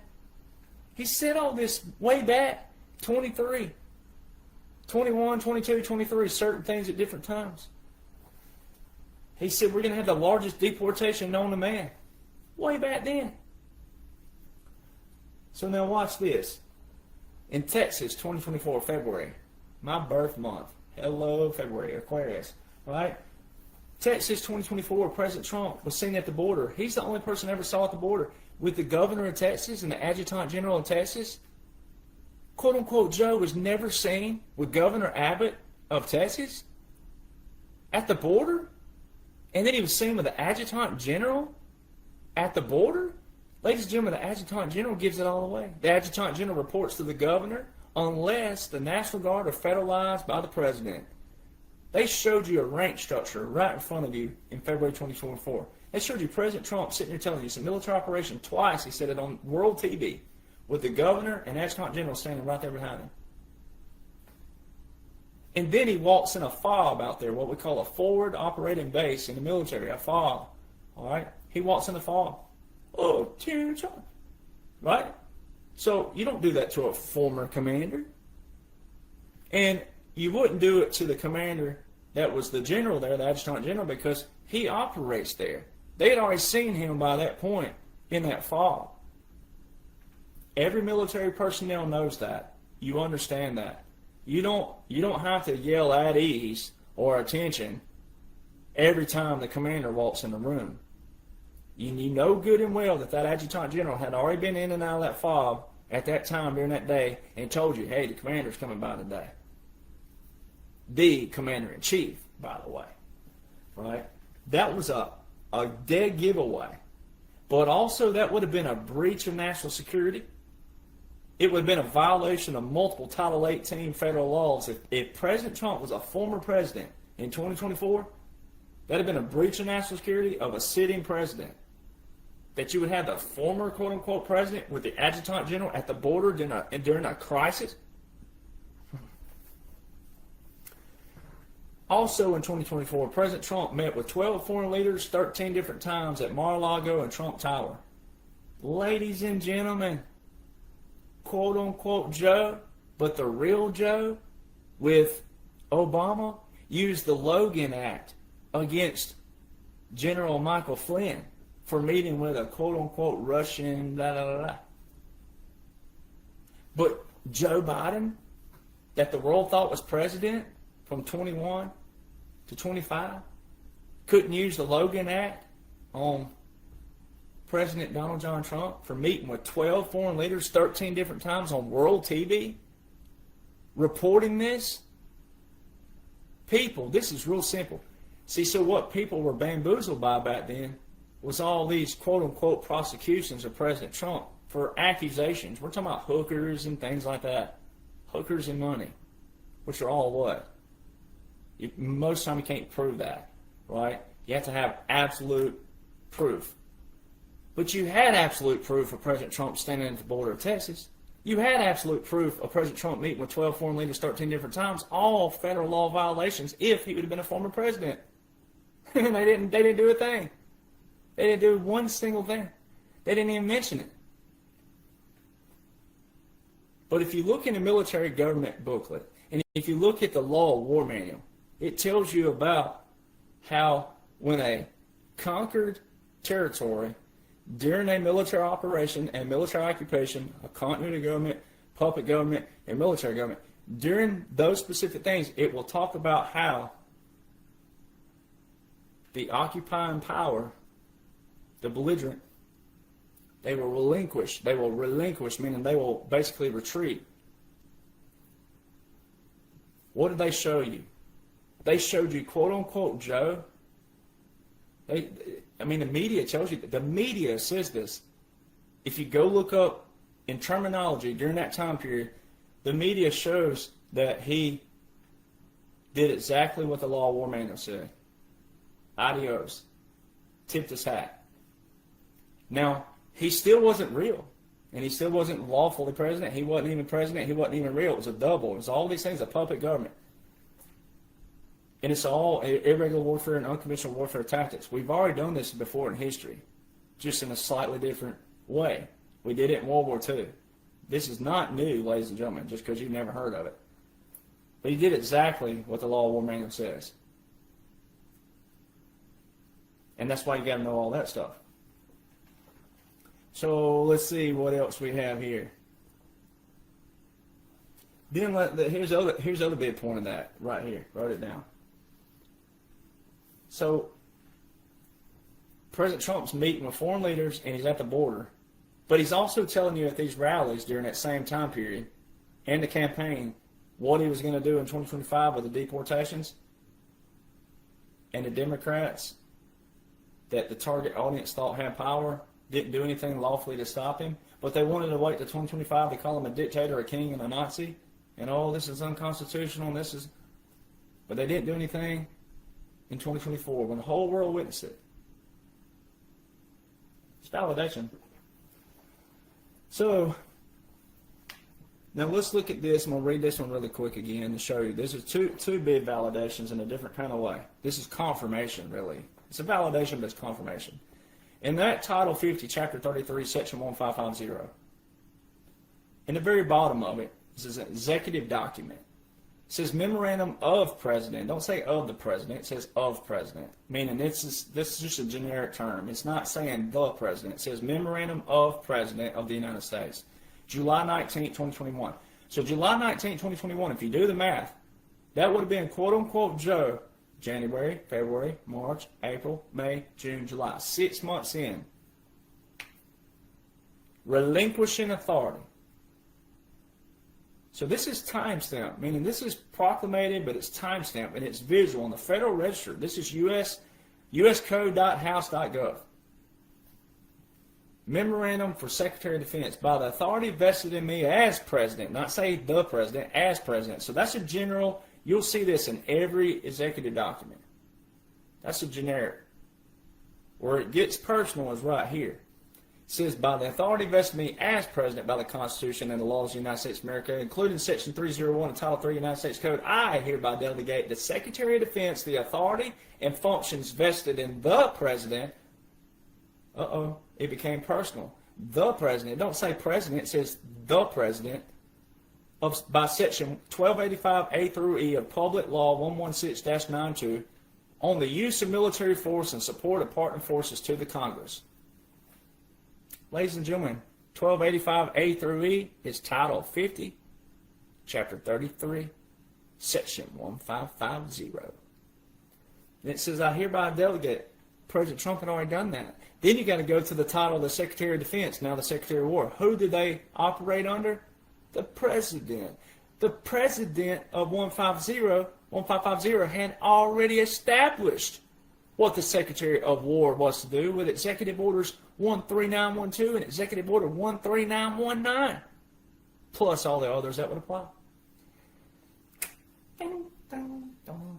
Then, what did I say earlier in podcast? November and December 2025, what did President Trump do? Put 2 posts up. He said specifically, I hereby terminate all executive orders, national emergencies, proclamations, treaties, and pardons by the auto pen. Now watch this. This is kind of cool. I put this in. I went over here and I put it in AI just because I already know, because I've got the books on this. But I just put in AI just to show you. I'm going to read it, a summary. And I specifically said, if a president terminated all 4 years of the former president's executive orders, proclamations, national emergencies, treaties, pardons, and other documents, what does that mean? If a president were to issue a blanket termination of all documents from a predecessor's 4-year term, it would have legally split results. It would successfully cancel those, but it would likely have no legal effect on pardons. Well, yeah, it does. But it says create an immediate constitutional conflict. Immediate constitutional conflict. Have you seen any constitutional conflict? No, you haven't. All right. So then it goes on to tell you, verdict, effectively terminated. A president has absolute authority to revoke, modify, or supersede the executive orders and proclamations of a predecessor at any time. The policies and directives in those documents stop immediately. All right. If an EO led to finalized federal regulation, the president cannot simply cancel it with a signature. The administration must start a new, lengthy regulatory process to repeal it legally. A president can terminate by proclamation instantly, ending statutory powers. All right, now if you go on down, I prompted again, because I'm not going to read all this. And I said, okay, well, could this scenario possibly reflect a contingency plan strategy using irregular and unconventional warfare, and also a continuity of government, military government, public government? Yes. The scenario you describe, a total erasure of a predecessor's official acts, closely mirrors specific devolution and shadow government theories. In these frameworks, such action isn't just a policy reversal. It is a restoration event symbolizing the end of an illegitimate or puppet regime.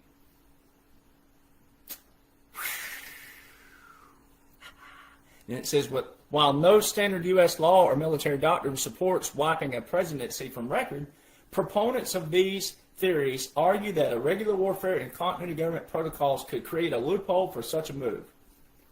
And then it goes on and it just talks about irregular warfare is most certainly every bit of military law, civil law, etc.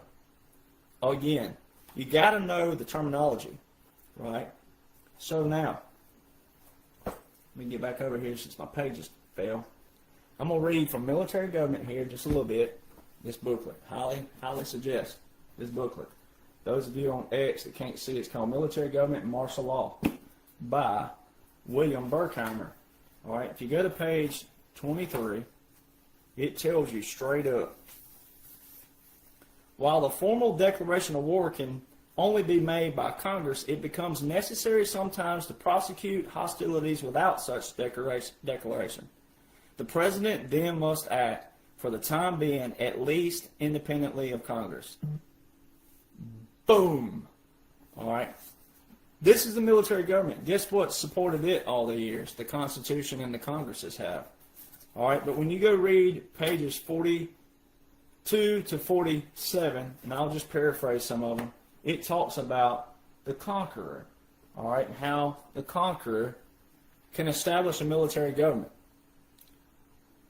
Well, the conqueror would be President Donald John Trump. And then when you apply all those laws from 2017 to 2021, they specifically outline from the Law of War Manual a military government. And he's validated this in all his speeches. He said it at July 3rd about the last 6 years. He said it again yesterday, last night. He said it about the third term. He's in his third term. Now, if you want to get very technical, he's in his second term, and the 4 years in the middle was a puppet government. So it wasn't a presidential constitutional term. It was a puppet government, continuity government, military government strategy and tactic. So however you want to split it, it's still backed by laws and orders, strategies and tactics. So like the Supreme Court ruling, like on even birthright citizenship, that it isn't a one applies always. Like there's a Supreme Court order in military government that talks about how the president can do this, and how the Supreme Court then interpreted the law. All right, so you have multiple different cases in history where it depends on the scenario. What is the scenario right now? So the birthright citizenship does not apply to right now. We don't need it. It doesn't apply right now.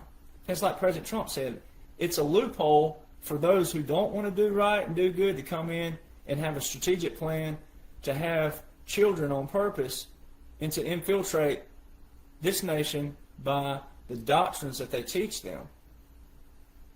So that 1868 has nothing to do with right now. It's very simple. So, again, I had a question the other day. It was a very good question, and I told the person, I said, yes, I will show you strategy. So now I'm going to revert over to strategy and how President Trump and the military, with irregular and unconventional warfare, how do you apply that? First and foremost, you got to remember, the laws show this.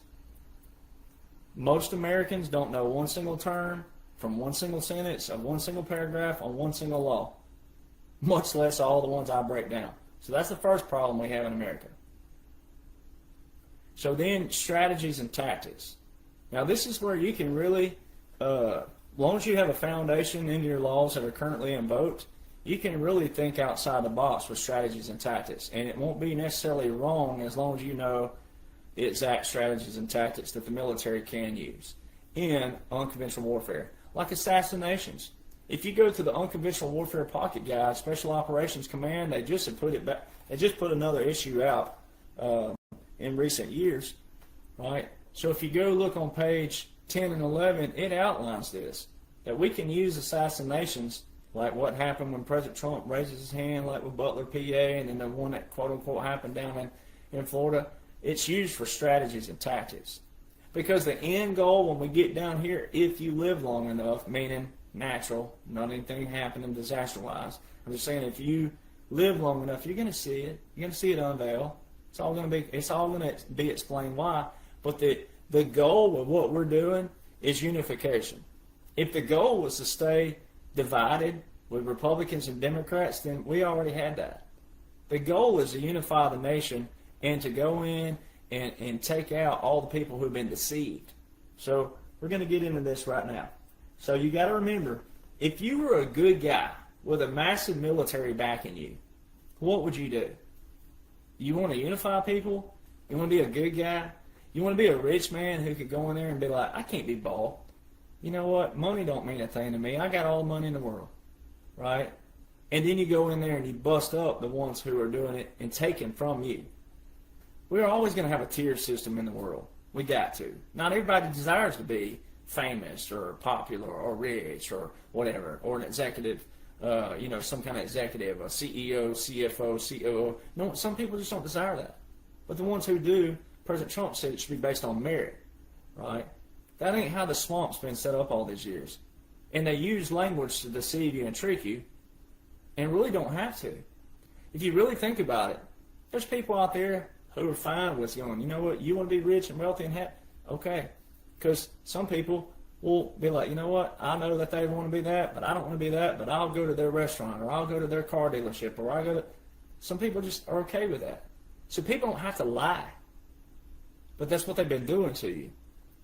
But see, money also didn't mean anything to them. They started loving control, power, dictatorship. All the things they accused President Trump of were the very things they were doing, and they loved it.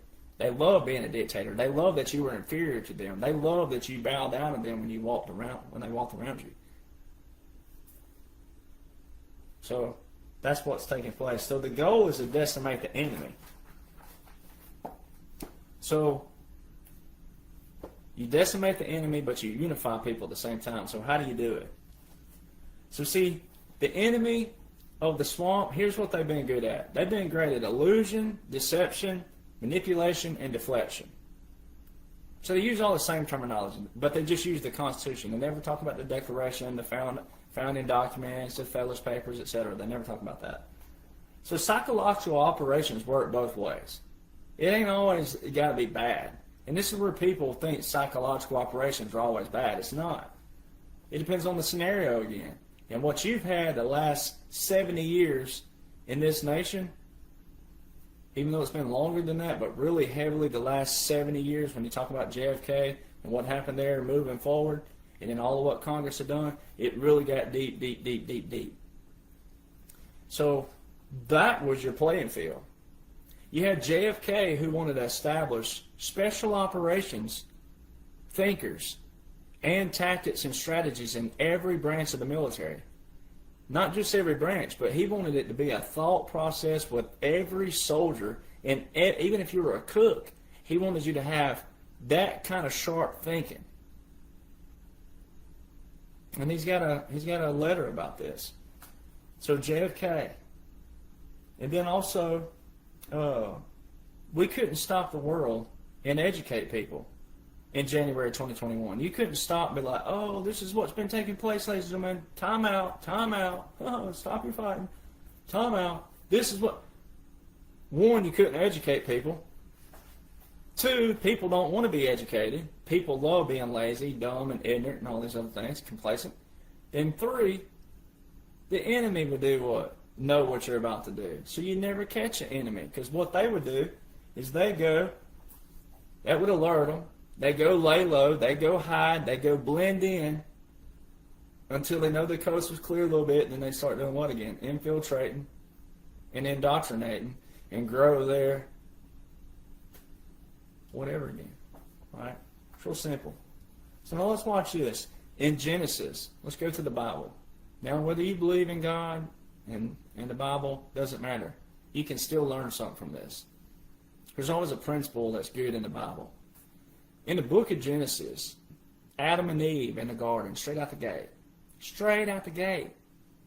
Now we know the jokes between man and woman, right? That, oh, Eve made me eat the apple and it was her who did it. It was deception first, though. They were both deceived. She was deceived in a certain way. He was deceived in a certain way. Deception first. Then what followed after that was the blame game. They started blaming each other, pointing fingers at each other, right? They never went to the root of it. The root was they were deceived. And they didn't follow command. By whom? Their creator, their commander. They followed deception by the enemy. And then not going to the root of that, going, okay, we're both wrong. They started pointing fingers at each other. Right? So deception. In the Bible, John 10:10, it said that the thief cometh at night to steal, kill, and destroy. You can't. All right, so when you apply those things, these quote-unquote congressmen and women through the years, they've been using deception. They use the same language. They look the same. It's like salt and sugar. They look the same. But before you can tell the difference, they already have you, right?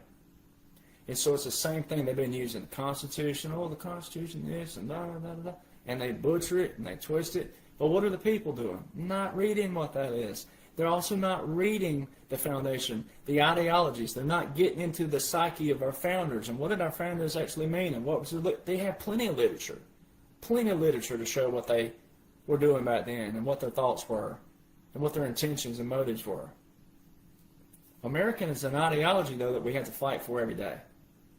You can't just put it down and get relaxed and comfy. You can't celebrate every day. You can celebrate one day, but you got to always keep your guard up. So, the 2016 campaign, what did President Trump say? Never again will we voice to the public what's going on in our military. Because if you find out, guess who else finds out? He didn't say that veterans couldn't tell you what's going on. Because it's all lawful. It's all on Federal Register. It's all in laws and orders. It's all in strategies and tactics, publications, manuals. You got to put it together. He never said that. He just said we won't do it because they have the mainstream media. They have the audience. He said we're not going to announce that. He told multiple people in the press, I don't have to tell you anything. I don't have to tell you a thing. And that's a fact. All right, and that's also lawful. Then he also said, I have 200 generals backing me and more to come. Well, you saw Hegseth sitting with 800 generals. Those of us in the military, you know what a general means. You know how many soldiers can be up under one general at one time? Up to 75,000. 800 generals? Ooh, boy. All right, we have the best military in the world. If you went up to anybody and you asked about our military, we have the most ammo, we have the most ammunition, we have the most everything. We have the most artillery, we have the most aircraft, we have everything. We have the best military in the world, so there's been a few things that they've shown to you. When President Trump talks about General Raising Cane, he said, I asked General Raising Cane, not these TV generals, central casting generals, I asked a real general, Raising Cane, how long will it take to get rid of the caliphate? How long will it take to destroy this? 4 weeks, sir. 4 weeks. These guys told me 5 years. No, sir, 4 weeks. 4 weeks? Then look at Iran. Look at all these resurrected rhinos that came out. They don't know the difference in an operation, a conflict, versus a war. It's not a war. It's an operation. It's a conflict. We have absolutely destroyed and annihilated all of Iran's military. Every bit of it. In about 38 days. You know what that does, ladies and gentlemen? That exposes the deep state in the war games. All these 20-year wars, 10, 20-plus year wars. Boy, does that expose everything. So then you got to go to Gaddafi, someone like Gaddafi, standing in front of the General Assembly. He stood in front of the General Assembly and said, are we not going to investigate what happened to Saddam Hussein? He was friends with the United States, and then shortly after, he was quote-unquote assassinated. All right. So then when you take all that, and you go look at this military government booklet, right here again, in the Law of War Manual, and the terms out of those, right? It shows that any general, officer, or service member who retaliates or says anything against the laws and orders, one, they don't know the laws and orders invoked. They don't know what they mean. Two, it shows their allegiance, which means they could be personally tied to money, but especially these generals and colonels and different people, the military-industrial complex, all right, their allegiance to the swamp because of what? President Trump told you, I'm ending defense contracts and lobbyists. All they do is make excuses to keep us in wars. President Trump said all this. And what has he done? He has annihilated defense contracts and lobbyists. It also shows they're uneducated and ignorant. Now, I use terms stupid, dumb, and ignorant. Stupid means you're past the point of no return. You're basically in a reprobate mind. Dumb just means you're lazy and you have the capability, but you choose to remain complacent and lazy. Ignorant just means, it don't mean as bad as it sounds. Ignorance actually sounds worse than what it actually is. It just means you've chosen to ignore something. And you may have chosen it because that's all you knew. You grew up a certain way and you didn't know there was anything else. But it still means that you could be educated. Ignorance means you can be educated. Just takes a little initiative, right? So Tim Kaine, right? He was a governor of this, and now he's in Congress and all that, right? So Tim Kaine comes out in this article, right, and says about, Hegseth must have some personal motives while he was in the service, and now he's taking it out on all this. He wants a bunch of yes men. Oh, well, actually, that's what you do want in the military, ladies and gentlemen. You know why you want yes men? It goes back to the branches of government again. There are 3 branches of government. The executive branch is where the executive and the military pairs with the federal. That's where, again, the proclamations, national emergencies, treaties, and the executive orders, they all require a president. But those are the key things that tie in the military with the federal. So if the president's doing what the president's supposed to be doing, then guess what will follow? The soldiers. But if the president's going against laws and regulations, and all the soldiers know the laws and regulations as well, then they'll call out the president.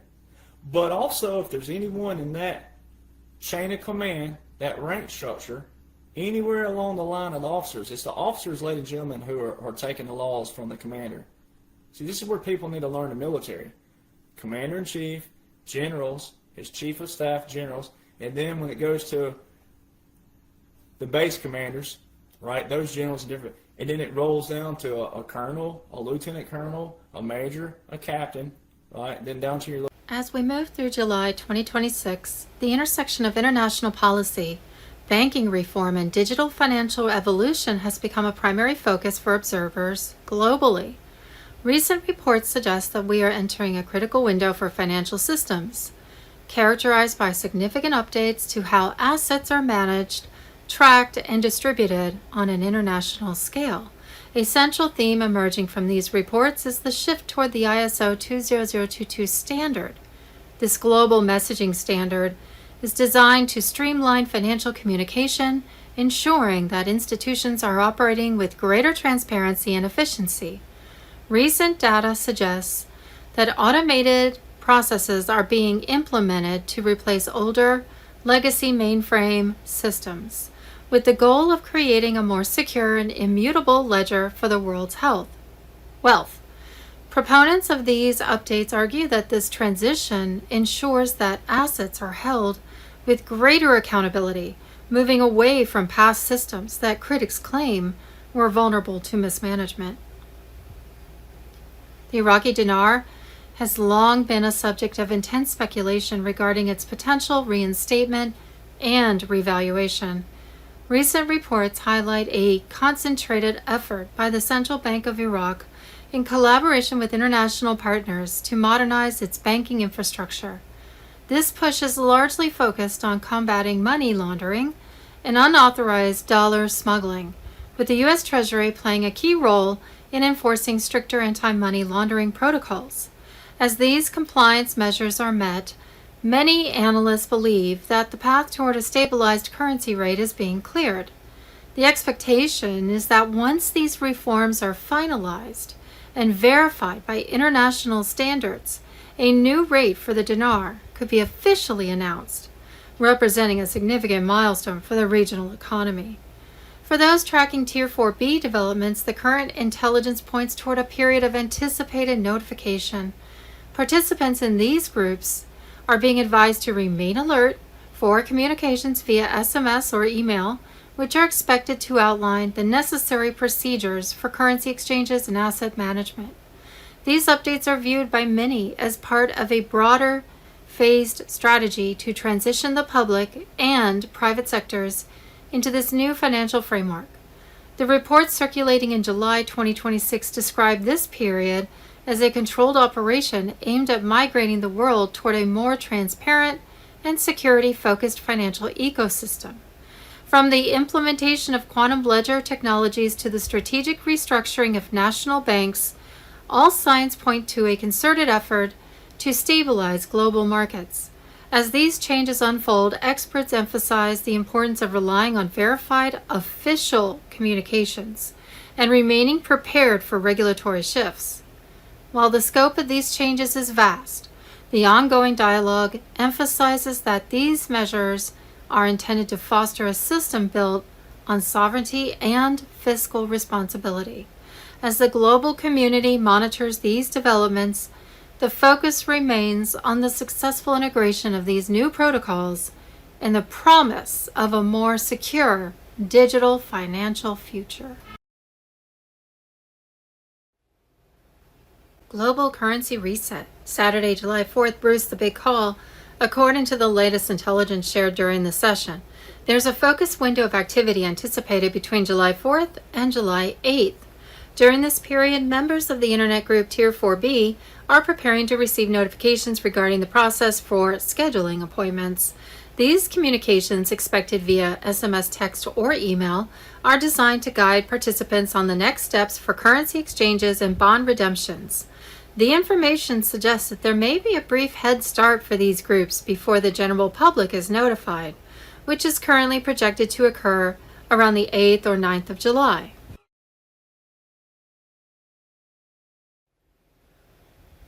The Vatican Bank. This wasn't a cyber attack. It was an automated asset liquidation mandated by the Global Alliance under the non-reversible ISO 20022 protocols. The centuries-old monopoly on the world's stolen wealth just dissolved in a fraction of a second. Here is the raw data pulled from the deep net tracking screens. The metric ton liquidation. Over 14,000 metric tons of physical gold secretly held in subterranean vaults beneath the Holy See have been electronically tagged and reassigned to the restored Republic treasuries. The black budget collapse. The offshore accounts used to finance the deep state matrix for the last 2 centuries were frozen mid-transaction. The fiat pipeline is dead. The gold backings are being routed into the secure distribution vaults as you read this. The calibration is complete. The old gatekeepers were not asked for permission. Their decryption authorities were permanently revoked by the quantum financial system the moment the clock hit the execution window. They kept humanity in debt slavery by backing their paper money with air and locking the world's real wealth in dark vaults. The game is over. The wealth of the earth is being returned to the living ledger. The UK fell, France fractured, Canada is cleansed. Australia is secured. The Fed was severed, and now the root of the spiritual and financial control system has been completely dug up. System integrity. Secured. Monitor the frequency. Mr. Poole, Southern Command activated. The Southern Command is just activated. Australia is headline news in 24 hours.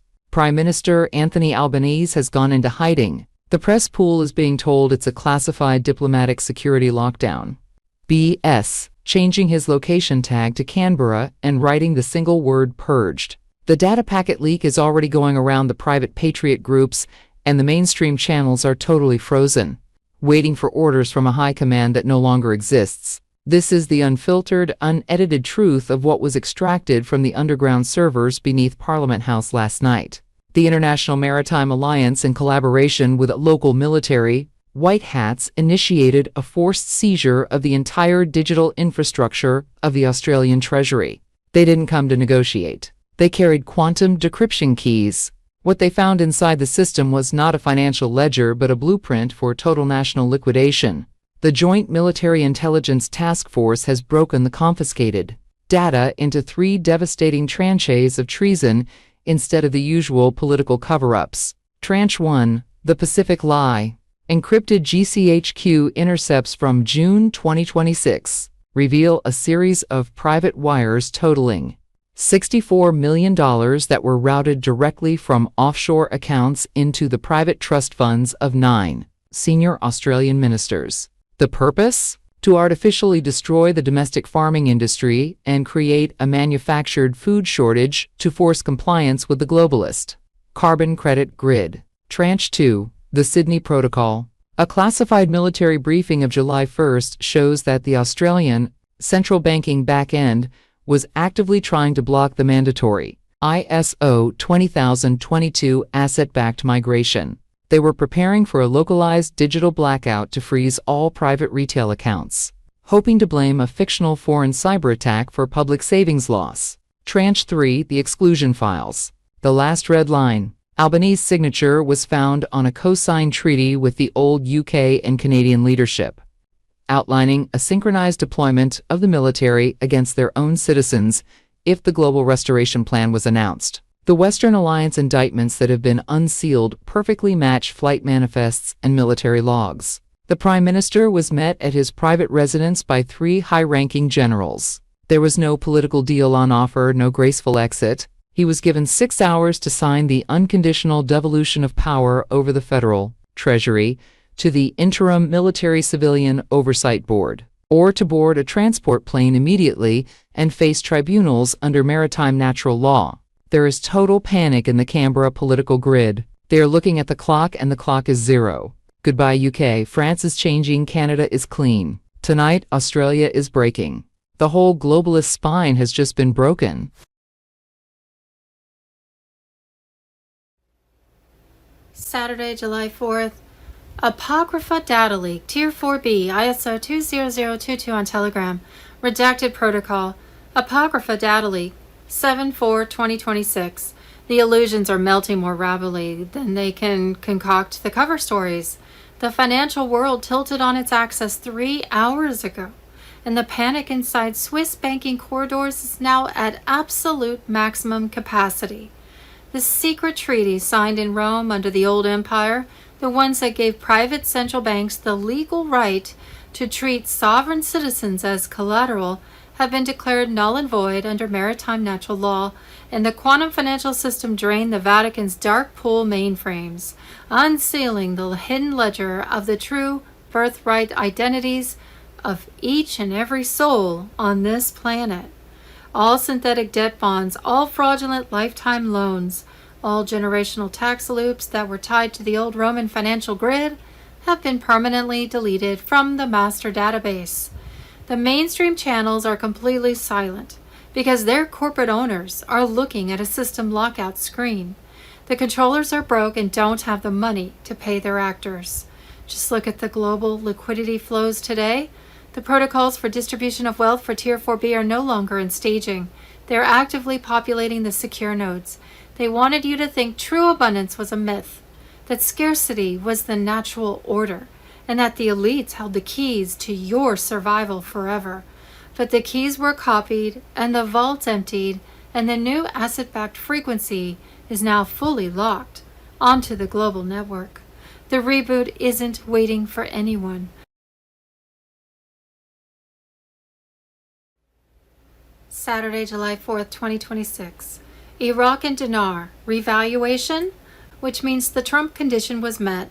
The money was paid. What this means with the money that was paid, the U.S. troops must leave with immediate effect. Hence, the withdrawal is ahead of schedule. We have just witnessed one of the biggest barriers for the Iraqi dinar being removed. That leaves us with two left.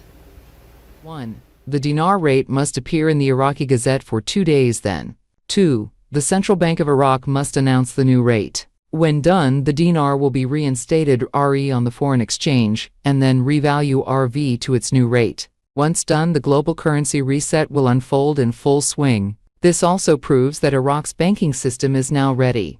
Reports indicate that Iraq's central bank faces a deadline in August 2025 to reform its financial sector or risk further measures from the U.S. and international partners. You can see from this that Trump is done playing games. This is not a deadline for sanctions to be lifted, but rather a warning to enforce stronger anti-money laundering and anti-smuggling practices to avoid new restrictions. The recent developments are as follows. It is noted that the Central Bank of Iraq is on its last chance to reform the banking sector to avoid further sanctions. The CBI is under pressure from the U.S. to ensure Iraqi banks don't facilitate illicit transactions or enable dollar smuggling. July 2026, Reuters exclusively reported that the CBI would ban 5 additional local banks from U.S. dollar transactions. This followed meetings with U.S. Treasury and Federal Reserve officials and was part of a larger push to combat money laundering and the flow of dollars to sanctioned entities, like those in Iran. July 2026, in a significant move, the U.S. Treasury sanctioned 14 Iraqi banks for facilitating money laundering and funneling U.S. dollars to Iran-aligned groups. The context for sanctions and reform is follow: preventing illicit transfers. Since late 2022, the U.S. has pressured Iraq to curb the smuggling of dollars, a large portion of which is believed to be siphoned to neighboring Iran. These reforms require Iraqi banks to adopt stricter electronic platforms for international transfers. Currency implications. The sanctions and restrictions on dollar access for Iraqi banks have caused instability in the Iraqi dinar, which has depreciated on the black market as merchants turn away from the official platform. The current pressure is part of an ongoing collaborative effort between the U.S. Treasury and the CBI to reform the Iraqi banking system. All events are now gearing up for the grand finale, the reinstatement and revaluation of the Iraqi dinar, the catalyst for the global currency reset.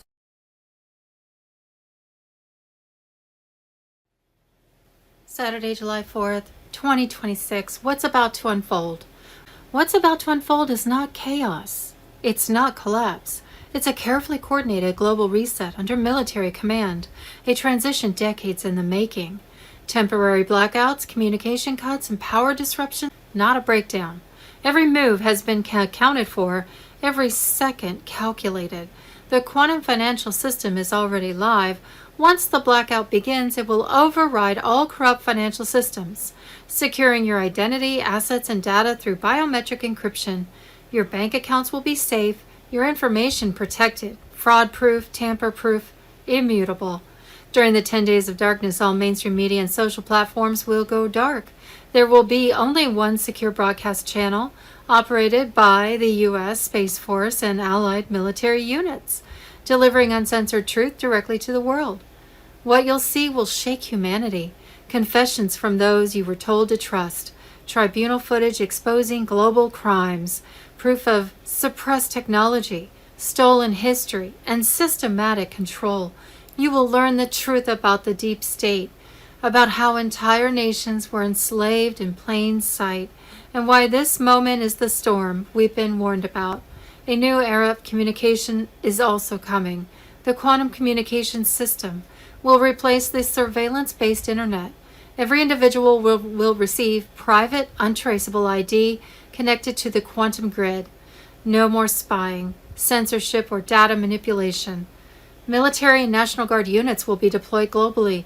You may see curfews or road closures. This is not martial law. It is strategic containment to ensure peace and protect the public. Everything is temporary. Everything has purpose. Remain calm, stay grounded, help your neighbors. This is not the end. This is the beginning of true liberation. The illusion is collapsing. The old world is dying, and what rises next will be built on truth, justice, and sovereignty. Trust the mission. Trust the timing. The reset isn't coming.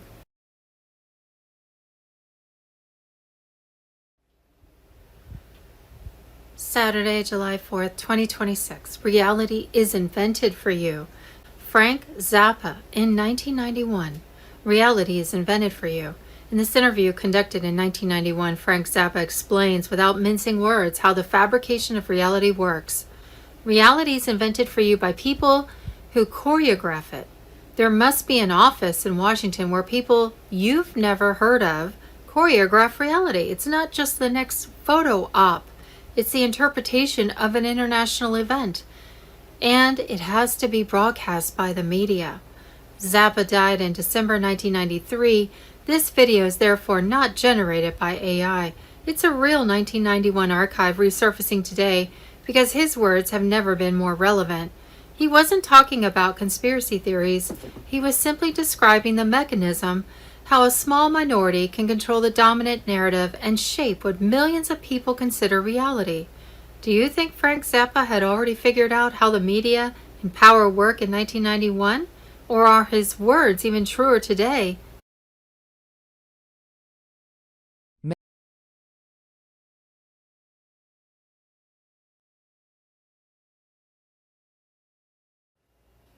Saturday, July 4th, 2026. Celebrating America's 250th birthday. Celebrating living American heroes on America's 250th birthday. All Tina Peters had to do was lie. It was like the devil coming to me with a deal. But of course, this awesome American heroine and gold star mom doesn't lie. Tina with Laura Logan. I had a vision of literally walking through the fires, and I could hear on the other side of this tunnel of fire a voice that was very familiar to me, and I could hear it coaxing me through. And I was like, no, I'm afraid. I mean, it's fire you're walking through. And he said, just trust me. And I walked through it, and when I got to the other side, I looked to my left and to the right, and there were other people, and they had flames of fire coming out of their head. And I understood that was the oil of the Holy Spirit. So I believe that throughout this I knew I was walking through the fire, but that I wouldn't get burned, and I would be okay. What I didn't know is it would take this long to get out of prison. I kept asking God, how long? How much longer? I had the vision years before all this came. Riveting interview. And that's July 3rd, 2026, Laura Logan. Tina Peters is the courageous former Mesa County, Colorado clerk who served 606 days in prison after preserving election records she believed exposed fraud in the 2020 election. Peters describes backing up Dominion voting machine data before a system update erased 29,000 records, leading to her prosecution. She discusses the suppression of key evidence during her trial, inhumane prison conditions, and ongoing legal battles. Despite losing her freedom, home, and family relationships, Peters remains committed to fighting for election transparency and continues advocating through her website. That's the link. Live, President Trump delivers remarks at major Salute to America 4th of July event. However, after the storm, the audience returned to their seats and POTUS gave one of the greatest speeches of his life. Tonight in Washington, D.C., due to a forecast of approaching severe storms, Freedom 250, the U.S. Secret Service, U.S. Park Service, National Park Service, and Federal Emergency Management Agency, and all public safety partners asked all guests to evacuate event grounds, and POTUS's speech is delayed for the second night in a row. Nevertheless, President Commander-in-Chief Trump has left the White House and is going to deliver his speech and is going ahead with a massive fireworks display, whatever the time. I believe this is down to deep state demon weather mischief, but that will not dampen the blazing spirits of Americans or our great president. We stand with you, sir, and can't wait to hear what you have to say. 6 Q drops. The best is yet to come. That's from QAlerts.app and 7426 President Commander-in-Chief Trump National Mall. You love each other? That showed tonight. You heard it was over, and what happened? You came back. And this American flag still waves proud and free and beautiful. We have thrived and flourished because our founders were great. Our cause was just. Our people are brave. Our culture is exceptional, and our destiny is written by God. And as we can see here tonight, after 250 years, the spirit of 1776 still lives within us all. It still roars in the hearts of our nation's capital.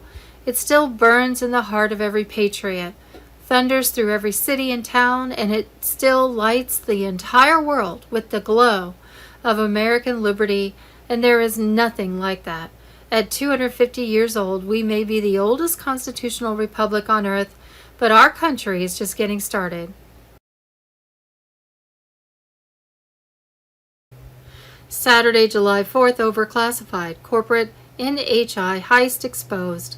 Avi Loeb revealed Lockheed Martin's involvement in alien craft retrieval on Representative Eric Burleson's podcast, exposing decades of corrupt corporate secrecy surrounding UFO technology and prompting demands for disclosure. Saturday, July 4th, overclassified. Pyramid Giants and the Great Exodus, a CIA remote viewing session in 1984, revealed ancient pyramids on Mars, describing a collapsing civilization, refugees, and potential connections to Earth's origins, urging for transparency about Mars's history. Saturday, July 4th, our banner in the sky. As the 250th anniversary of the United States approaches, reflections on its miraculous journey highlight a call for national renewal rooted in faith and resilience, fostering hope for America's future. Saturday, July 4th, bombshell. Trump's second Declaration of Independence. 1776 is reloaded and the deep state is crashing. President Trump delivers a second Declaration of Independence, not with parchment, but with raw power. 1776 has officially returned. The chains are broken and the corrupt deep state system is crashing down right now. We, the people, are taking back control of the republic.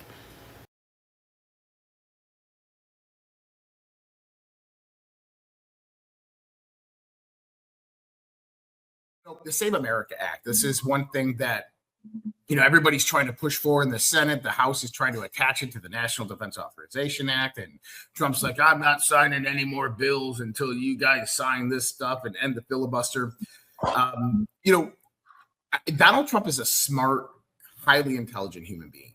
I want people to look at this perspective. If the Save America Act passed tomorrow, or if it passed in a month, the problem with it is people like Mark Elias and other liberal judges out there are going to immediately file injunctions on the Save America Act. which means that it's going to tie it up in court, and there's going to be zero implementation by election day. So what you have to start to ask yourself this is, the Trump administration knows this, Congress knows this, and the Senate knows this as well. So in understanding that they know that if it gets passed, there's no way it's going to be implemented statewide before the midterm elections. Why do they want it passed so bad? And so I think what this is that Trump is showing the American people, he's showing the establishment that he's going through the motions of every step to ensure that he can secure the elections. We have some interesting things that have happened. Obviously, DNI Tulsi Gabbard left. Her last day was June 16th, and we have DNI Bill Pulte coming in. This was a transition that we kind of expected, but it was a little bit sooner than we thought. Now, Jay Clayton is going to come in as the permanent DNI eventually, but we saw is that Donald Trump is actually holding off the Senate confirmation of Jay Clayton to allow Bill Pulte to have at least 30 to 60 days to go in there and begin the declassification process. And this is tied into what DNI Tulsi Gabbard was done with her task force on election integrity and infrastructure. And so what you're going to see is you're going to see a report come out from the Director of National Intelligence on election integrity and infrastructure. And this is going to show conclusively through declassified information that, number one, foreign adversaries affected the outcome of the 2020 election. This is going to be Cuba, Venezuela, China. You're going to hear Ukraine in there. You're not going to hear Russia, but you're also going to hear Serbia. You're going to hear the UK involved in this. Then on the other side of it, you're going to hear of NGOs associated and affiliated with mail-in ballot and ballot harvesting, and how this brings about the illegal immigration, the voter rolls, and how that becomes a problem. The NGOs is actually the really big part. Excuse me. You just had word this last week that Joe DeGeneva, who is the U.S. attorney working down in South District of Florida, who is investigating basically the RICO case, the big criminal conspiracy, he's breaking this down into manageable, smaller parts when he's looking into Russia, FISA-gate, and all of these things.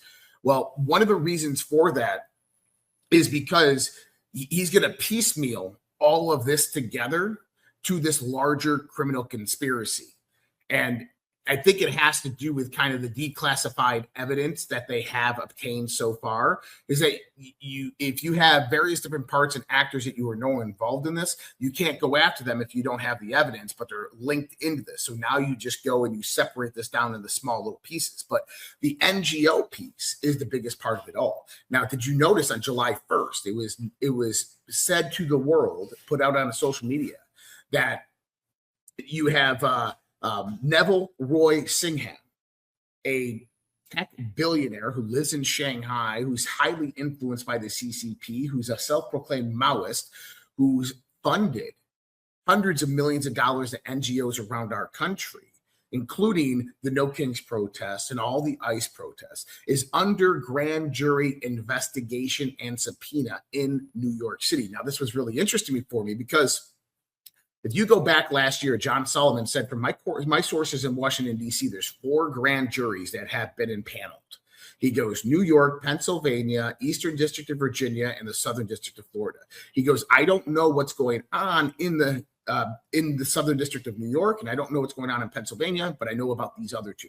We've always wondered, what was the New York grand jury being impaneled for? Well, now we see that the New York grand jury is investigating NGOs, non-government organizations. So at the same time, we get this flood of information that's it's like every grand jury has its own specialty. What is the Florida one? The Florida one is the Florida one is basically, think time frames, right? Or the Florida one is 2016 election, FISA-gate, Russia, the 2016 intelligence community assessment, which pertains to John Brennan, and then the Mar-a-Lago raid, which had jurisdictional authority within that area. Then Eastern District of Virginia was kind of looking at more things along the lines of James Comey, kind of Russia. I would look like 2018 to 2020 type of stuff, perjuries within Senate and Congress. I think Pennsylvania is actually the one that's probably operating with the grand jury pertaining to the 2020 election fraud. That's my assumption. We haven't heard anything, but we know that a grand jury is the one that issued the FBI raid in Fulton County, Georgia. We also know it issued subpoenas in Maricopa County in Arizona. So I think that that's actually out of Pennsylvania. And what we're seeing in New York is this is the one that's pertaining to NGOs. And so you have the Tides Foundation, you have the Forge Foundation, you have the Open Societies Foundation, George Soros and his bunch. You have this Southern Poverty Law Center, which was just indicted on federal charges and counts. You know, many people don't know that it was the Open Society Foundations of George Soros. It was Bill Gates. It was Tim Cook from Apple that were the ones that were funding the Southern Poverty Law Center. And this is done through proxy. Tim Cook actually announced that he was resigning the night before the actual information came out on the Southern Poverty Law Center. So what we're going to have here, I think, is that you're going to have a focus on NGOs because that's the real RICO. That's the real grand criminal conspiracy. That is the mechanism of how they have captured this country. This is how they flow illegal immigration up through the border. It was these NGOs. This is how they kind of infiltrated America legally, right? The way they were doing it. It's not obviously that might be a stretch, but the way they did it was this is how they were laundering money. This is exactly all the method and ways that they were taking over America with the immigration, the whole thing, right? This is what you're saying. The NGOs were responsible for it all, funding all the movements, the protests, the illegal immigration, everything. 100%. And if we look at like the in UNESCO and the UN and stuff like that was down at the Darien Gap, who were the NGOs they were working with? If you go to right across the border where you're at and you look at the NGOs that were bringing these illegal immigrants into the warehouses, who were they? We're talking about the same NGOs, the same NGOs that then go out there and weaponize liberal judges, the same NGOs that were doing No Kings protests, that same NGOs that were putting ballot boxes all through Georgia and other states, and then getting people to go out there and register the illegal aliens to vote on college campuses and in towns and communities, or compiling the ballots and ballot harvesting for them. So this is why this is more connected into the criminal conspiracy. And I believe that this is the focus that's going to be taken over the course of the next probably few months, because here's the big deal is once this report on election integrity and infrastructure comes out, this becomes the prerequisite, the predicate for Donald Trump to issue a national emergency on election integrity and infrastructure, which then gives him full power and authority to secure the midterm elections where no liberal judge can intervene, where you don't have any way that Congress and Senate can just stop this because Trump has 180 days from that point in time. So this is the route that I think they are taking. It is one of the only ways. And we just saw this. I mean, the post office, the post office master general just came out, Steiner, and said that, hey, look, each state has to upload their voter rolls and they have to have matching corresponding QR codes for their ballots that match that voter rolls, the names on that voter roll. Well, the federal judge, Judge Emmett Sullivan, who actually was the one that prosecuted General Flynn, just came out and put an injunction on that, saying, no, you can't do that.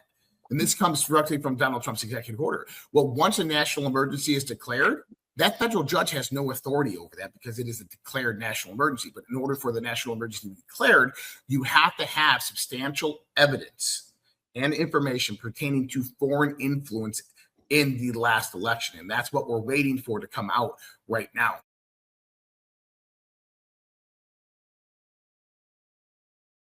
Restored Republic via GCR. We have received reports from July 5, 2026, claiming that Alpine Command was activated, leading to a joint military intelligence task force and European White Hat Division commands executing a tactical raid on the World Economic Forum headquarters in Geneva. This alleged operation supposedly uncovered plans for the total biomechanical enslavement of humanity, exposed secret bank logs detailing $82 billion funneled to prominent Western leaders, and revealed that the World Health Organization's lockdown script was corrupted by a new quantum system. Furthermore, over 400 high-ranking corporate executives and unelected globalist officials were allegedly issued unconditional surrender orders, with the Post proclaiming that the globalist spine has just been snapped. The global financial system has officially migrated to the ISO 20022 standard. This significant shift renders legacy SWIFT protocols obsolete, initiating a total decoupling from traditional central banking debt ledgers. This transition marks the activation of Tier 4B liquidity and the calibration of quantum vaults, moving the world into a Web 3.0 financial environment where asset-backed valuations replace fiat structures through an automated zero-out sequence of legacy debts. Ultimately, this represents a systemic reset, replacing aging mainframes with a high-speed, digital ledger infrastructure for the modern era. As this transition toward a Web 3.0 ISO 20022 infrastructure approaches, we must shift our focus from debating the validity of the global financial reset to establishing a rigorous operational framework for the immediate aftermath. This systemic evolution demands a structured 72-hour execution plan, definitive debt management strategies, and a commitment to financial independence to counter increasing government narratives surrounding digital safety and surveillance. Prioritizing psychological clarity over panic and building a foundation outside traditional institutional control is crucial for participants to successfully navigate this transition. We are also reminded of biophysicist Fritz Albert Popp's 1974 discovery that living cells communicate through biophotons, a continuous stream of light emitted by DNA. This light remains coherent during health but becomes chaotic under stress from modern environmental factors. Finally, on July 5, 2026, Caddis the C3 shared a dual-themed update. First, a presidential builder-in-chief briefing announced that Washington, D.C.'s historic monuments are being restored, from the Andrew Jackson Statue's cannons to the Lincoln Reflecting Pool. Second, this domestic news was linked to a series of QAnon drops, notably the July 4th Dark to Light alert.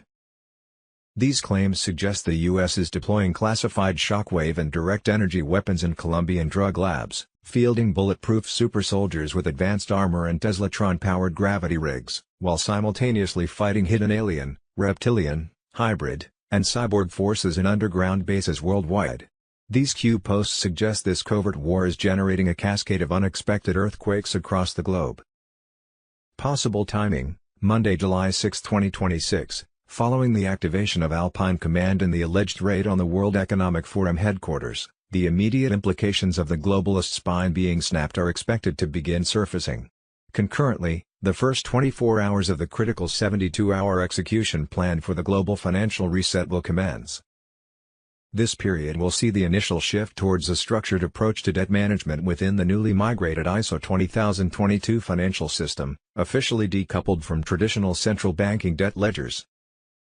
2s. July 7, 2026, the second day of the 72-hour operational framework will focus on navigating the transition into the Web 3.0 financial environment. With Tier 4B liquidity activated and quantum vaults calibrating, the world is moving towards asset-backed valuations replacing fiat structures. Alleged ongoing covert operations, including the deployment of classified shockwave and direct energy weapons in Colombian drug labs and the fight against hidden forces in underground bases, may continue to generate unexpected earthquakes globally. Wednesday, July 8, 2026, today marks the completion of the 72-hour execution plan designed to manage the immediate aftermath of the systemic financial evolution. The zero-out sequence of legacy debts, replacing fiat structures with asset-backed valuations, is anticipated to become actively apparent or widely discussed. This finalizes the transition to a high-speed, digital ledger infrastructure, marking a total systemic reset and the full operational implementation of the ISO 20022 standard. Thursday, July 9, 2026, with the global financial system fully, the focus for participants shifts towards establishing financial independence. The alleged uncovering of plans for total biomechanical enslavement of humanity and the exposure of secret bank logs during the WEF raid may lead to increased public awareness or discussions regarding these revelations and their long-term implications for global governance. Friday, July 10, 2026, as the new financial paradigm solidifies, ongoing domestic efforts, such as the restoration of Washington, D.C.'s historic monuments, from the Andrew Jackson Statue's cannons to the Lincoln Reflecting Pool, are expected to continue. Meanwhile, the strategic deployment of advanced U.S. military assets, including bulletproof super soldiers with advanced armor and Teslatron-powered gravity rigs, may remain a subject of QAnon-related discussions concerning the covert global conflict. As the world adjusts to the post-reset reality, Individuals are encouraged to prioritize psychological clarity over panic and build foundational support systems outside traditional institutional control to counter increasing government narratives around digital safety. Global Currency Reset, Sunday, July 5, 2026. Web 3.0 ISO 20022. The global financial system has officially migrated to the ISO 20022 standard, rendering legacy SWIFT protocols obsolete and initiating a total decoupling from traditional central banking debt ledgers. This transition marks the activation of Tier 4B liquidity and the calibration of quantum vaults, moving the world into a Web 3.0 financial environment where asset-backed valuations replace fiat structures through an automated zero-out sequence of legacy debts. Ultimately, this shift represents a localized and systemic reset, replacing aging mainframes with a high-speed, digital ledger infrastructure designed for the modern era. Sunday, July 5, 2026. Web 3.0 ISO 20022 2022 infrastructure approaches. The focus must shift from debating the validity of the global financial reset to establishing a rigorous operational framework for the immediate aftermath. This systemic evolution demands more than just anticipation. It requires a structured 72-hour execution plan, definitive debt management strategies, and a commitment to financial independence to counter increasing government narratives surrounding digital safety and surveillance. By prioritizing psychological clarity over panic and building a foundation that exists outside traditional institutional control, participants can successfully navigate the transition, ensuring they are not just recipients of new wealth, but resilient architects of their own future in a post-switch economy. Sunday, July 5, 2026. The Alpine Command has just activated. Switzerland is headline news within 24 hours. Tier 4B, ISO 20022 on Telegram. The World Economic Forum headquarters in Geneva has just gone dark. The mainstream press pool is being told it's a routine scheduled system maintenance. Bullshit. Klaus Schwab has vanished from the public eye. The globalist handlers are scrambling to generic AI-generated video loops to pretend he is still directing operations, but the private Patriot intelligence groups already have the decryption keys. The mainstream channels are frozen in terror, waiting for orders from a Swiss command center that has been completely neutralized. Here is the raw, unedited truth of what was pulled from the subterranean servers beneath Davos last night. A joint military intelligence task force, cooperating with European White Hat Division commands, initiated a forced tactical raid on the central servers of the Globalist Planning Committee. They didn't come to audit. They came with absolute execution warrants. What they extracted from the encrypted drives wasn't an economic plan, it was the final layout for the total biomechanical enslavement of humanity. Instead of the usual political negotiations, the Alliance High Command has split the confiscated data into 3 devastating tranches of high treason. Tranche 1, the Davos liquidation. Encrypted bank logs expose a secret web of private wires routing over $82 billion from global black budgets directly into the private accounts of 12 prominent Western leaders. The purpose? To artificially force the digital ID implementation by the end of this year through a synchronized collapse of the domestic supply chains. Tranche 2, the WHO seizure protocol. Classified internal memos from the World Health Organization reveal the real reason behind the panic. Their centralized authority codes were completely overridden by the new quantum system, for this window was permanently corrupted from the master server before they could press the broadcast button. Tranche 3, the globalist indictments, the absolute red line. The unsealed flight manifests and military logs from the Geneva raid match perfectly with global tribunal warrants. Over 400 high-ranking corporate executives and unelected globalist officials were handed unconditional surrender orders.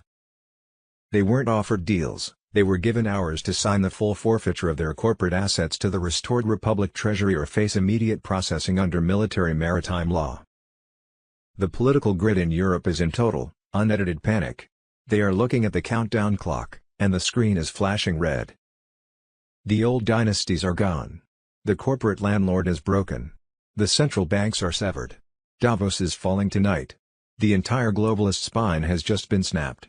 Sunday, July 5, 2026. ISO 20022 is live. Tier 4B liquidities positioning. While you are looking at the headlines, I am looking at the live ISO 20022 integration sheets. The migration didn't just start, it has already overtaken the legacy mainframes. I told you Tier 4B liquidities were positioning, and now the ledger is officially moving under my coordinates. Here is what I am seeing on the back end right now: mortgages and debt ledgers, permanently detached from the central banking grid. The zero-out sequence is running. The Swift protocol, completely bypassed. The digital ghost town has no path back to reality. Your quantum vaults, fully calibrated. The new asset-backed valuation is ready to populate your screens. I didn't lay out the timeline to convince you. I did it so you wouldn't panic when the global reset forces the final update. You wanted a sign. I just gave you the entire map. Sunday, July 5, 2026. They aren't preparing you for what happens after July 29th. Yay, everyone is obsessed with if this will happen, while almost no one is ready for what to do once it does. That's the trap. The system is already shifting. The real test is not the exchange itself, it's what you become the moment you're funded and visible.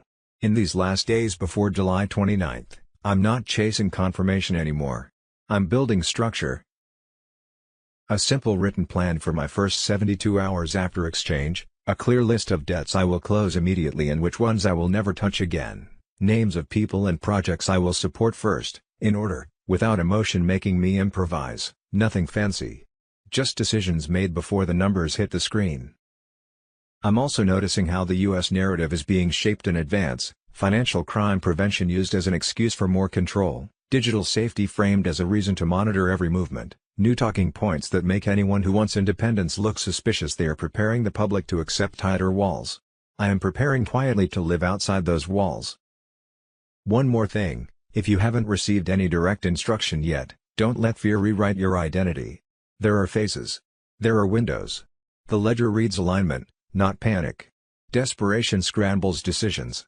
Clarity stabilizes your position. I'm using this window to become someone the system can't shake once the switch flips, someone who can't be bought, rushed, or guilt-tripped. Because after July 29th, the real question won't be whether the reset is real. The question will be whether you are ready to live as if it is. Sunday, July 5, 2026. Your cells do not just communicate with chemistry. They communicate with light.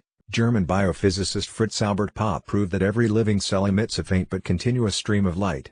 He called them biophotons. This is not a metaphor. It is measurable photon emission from your DNA. You are literally made of light. Stop letting them treat you like a machine made of meat. Sunday, July 5, 2026. Candace the C3 on Truth Social. A DC beautiful update from the It's hard to keep up with everything POTUS is restoring, but just today he posted that the cannons surrounding the Andrew Jackson statue have been restored and the graffiti cleaned off, the Korean War Memorial Pool is cleaned and clear, the Theodore Roosevelt Island National Memorial with 2 fountains and a statue has been repaired, cleaned and beautified, the White House North Portico renovation is moving along. The Valor statue, one of the Art of War statues, is being completely re-gilded. The Lincoln reflecting pool, that was lately shockingly vandalized, is crystal clear, and the first statue for the Triumphal Arch is finished. It's of Abraham Lincoln, 33Q drop start to light. July 4, 2026, USA emoji, cue the Storm Rider News 17 channel. This earthquake stuff is going to be mind-blowing. Shaking face emoji, Indonesia coast 6.2, Japan coast 6.9, Philippines 6.5, Afghanistan 6.1, Northern CA 5.6, Oregon, Anchorage, MX, Venezuela, Texas tremors where there shouldn't be earthquakes. This is really big. I was telling you they're hunting cyborgs, they're hunting aliens. They're hunting hybrids. This is what was happening inside of Israel, Iran, inside the US. Under Earth there's a lot of stories of ancient civilizations, aliens, reptilians, diff living insect people that live under Earth. Also inside Earth there's diff frequencies. Mount Shasta to Alaska to Russia to Ukraine to Germany, Italy, AU, France, Canada, the US, there's these underground webs of energy, force fields. At all these places are underground bases. That's what the fight has been for a long time, these wars to capture underground bases. This war that's secretly happening connected to aliens, to deep state, the cabal, to satanic operations, to satanic aliens, this huge gigantic war.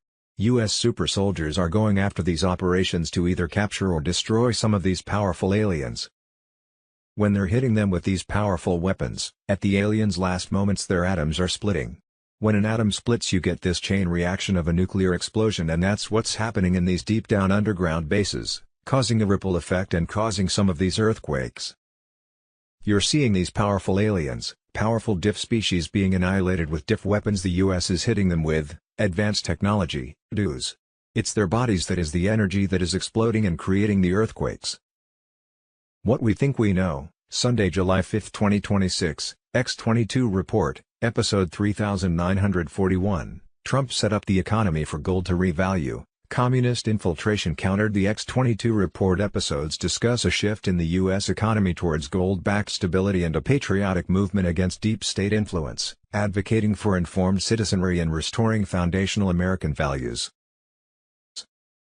Sunday, July 5, 2026, Axios, Deep State Military Purged. The final phase begins on July 5, 2026, the Pentagon rebranded as the Department of War, marking a military takeover with a $1.15 trillion defense bill passed, indicating global military operations and purging of deep state officials. Sunday, July 5, 2026, Axios, military tribunals activated on July 5, 2026. Coordinated military operations led to mass arrests of deep state operatives, federal judges, senators, and CIA officials across the U.S., marking a significant regime change. Sunday, July 5, 2026, breaking special report, America at 250, the system Britain stole and Trump is taking back. Restoring the American system, reclaiming prosperity. The Great Awakening is here. As America hits 250, Donald Trump is tearing down the corrupt British imperial system of high finance that stole our birthright. Discover the deep, dark secret the globalists hid for 125 years and how the American system is restoring prosperity, breaking the chains of financial empires, and reclaiming the nation's divine destiny. Sunday, July 5, 2026, Intel exclusive, Trump unleashes the $150 trillion secret trust. How Trump overturned Chevron and the Supreme Court just crushed 161 years of globalist debt slavery. The vault is open. Trump unleashes the hidden $150 trillion secret trust to turn American families into millionaires. Discover how Trump overturned Chevron and how the Supreme Court just crushed 161 years of globalist debt slavery. The elites are terrified as the final reset begins into gold and XRP. Watch the video now. As we move through July 2026, the intersection of international policy, banking reform, and digital financial evolution has become a primary focus for observers globally. Recent reports suggest that we are entering a critical window for financial systems, characterized by significant updates to how assets are managed, tracked, and distributed on an international scale. A central theme emerging from these reports is the shift toward the ISO 20022 standard. This global messaging standard is designed to streamline financial communication, ensuring that institutions are operating with greater transparency and efficiency. Recent data suggests that automated processes are being implemented to replace older, legacy mainframe systems, with the goal of creating a more secure and immutable ledger for the world's wealth. Proponents of these updates argue that this transition ensures that assets are held with greater accountability, moving away from past systems that critics claim were vulnerable to mismanagement. The Iraqi dinar has long been a subject of intense speculation regarding its potential reinstatement and revaluation. Recent reports highlight a concentrated effort by the Central Bank of Iraq, CBI, in collaboration with international partners, to modernize its banking infrastructure. This push is largely focused on combating money laundering and unauthorized dollar smuggling, with the U.S. Treasury playing a key role in enforcing stricter anti-money laundering protocols. As these compliance measures are met, many analysts believe that the path toward a stabilized currency rate is being cleared. The expectation is that once these reforms are finalized and verified by international standards, a new rate for the dinar could be officially announced, representing a significant milestone for the regional economy. For those tracking Tier 4B developments, the current intelligence points toward a period of anticipated notification. Participants in these groups are being advised to remain alert for communications via SMS or email, which are expected to outline the necessary procedures for currency exchanges and asset management. These updates are viewed by many as part of a broader, phased strategy to transition the public and private sectors into this new financial framework. The reports circulating in July 2026 describe this period as a controlled operation aimed at migrating the world toward a more transparent and security-focused financial ecosystem. From the implementation of quantum ledger technologies to the strategic restructuring of national banks, all signs point to a concerted effort to stabilize global markets. As these changes unfold, Experts emphasize the importance of relying on verified official communications and remaining prepared for regulatory shifts. While the scope of these changes is vast, the ongoing dialogue emphasizes that these measures are intended to foster a system built on sovereignty and fiscal responsibility. As the global community monitors these developments, the focus remains on the successful integration of these new protocols and the promise of a more secure digital financial future. Global Currency Reset, Saturday, July 4, 2026. Bruce from the Big Call. According to the latest intelligence shared during the session, there is a focused window of activity anticipated between July 4 and July 8. During this period, members of the Internet Group, Tier 4B, are preparing to receive notifications regarding the process for scheduling appointments. These communications, expected via SMS, text or email, are designed to guide participants on the next steps for currency exchanges and bond redemptions. The information suggests that there may be a brief head start for these groups before the general public is notified, which is currently projected to occur around the 8th or 9th of July. Saturday, July 4, 2026. Roman cash breached. Tier 4B, the Roman cash has been breached. The ledger is empty.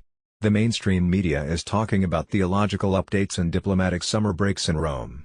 At exactly 11:12 UTC, the quantum financial keys overrode the legacy mainframe of the Istituto per l'Opera di Religione, the Vatican Bank.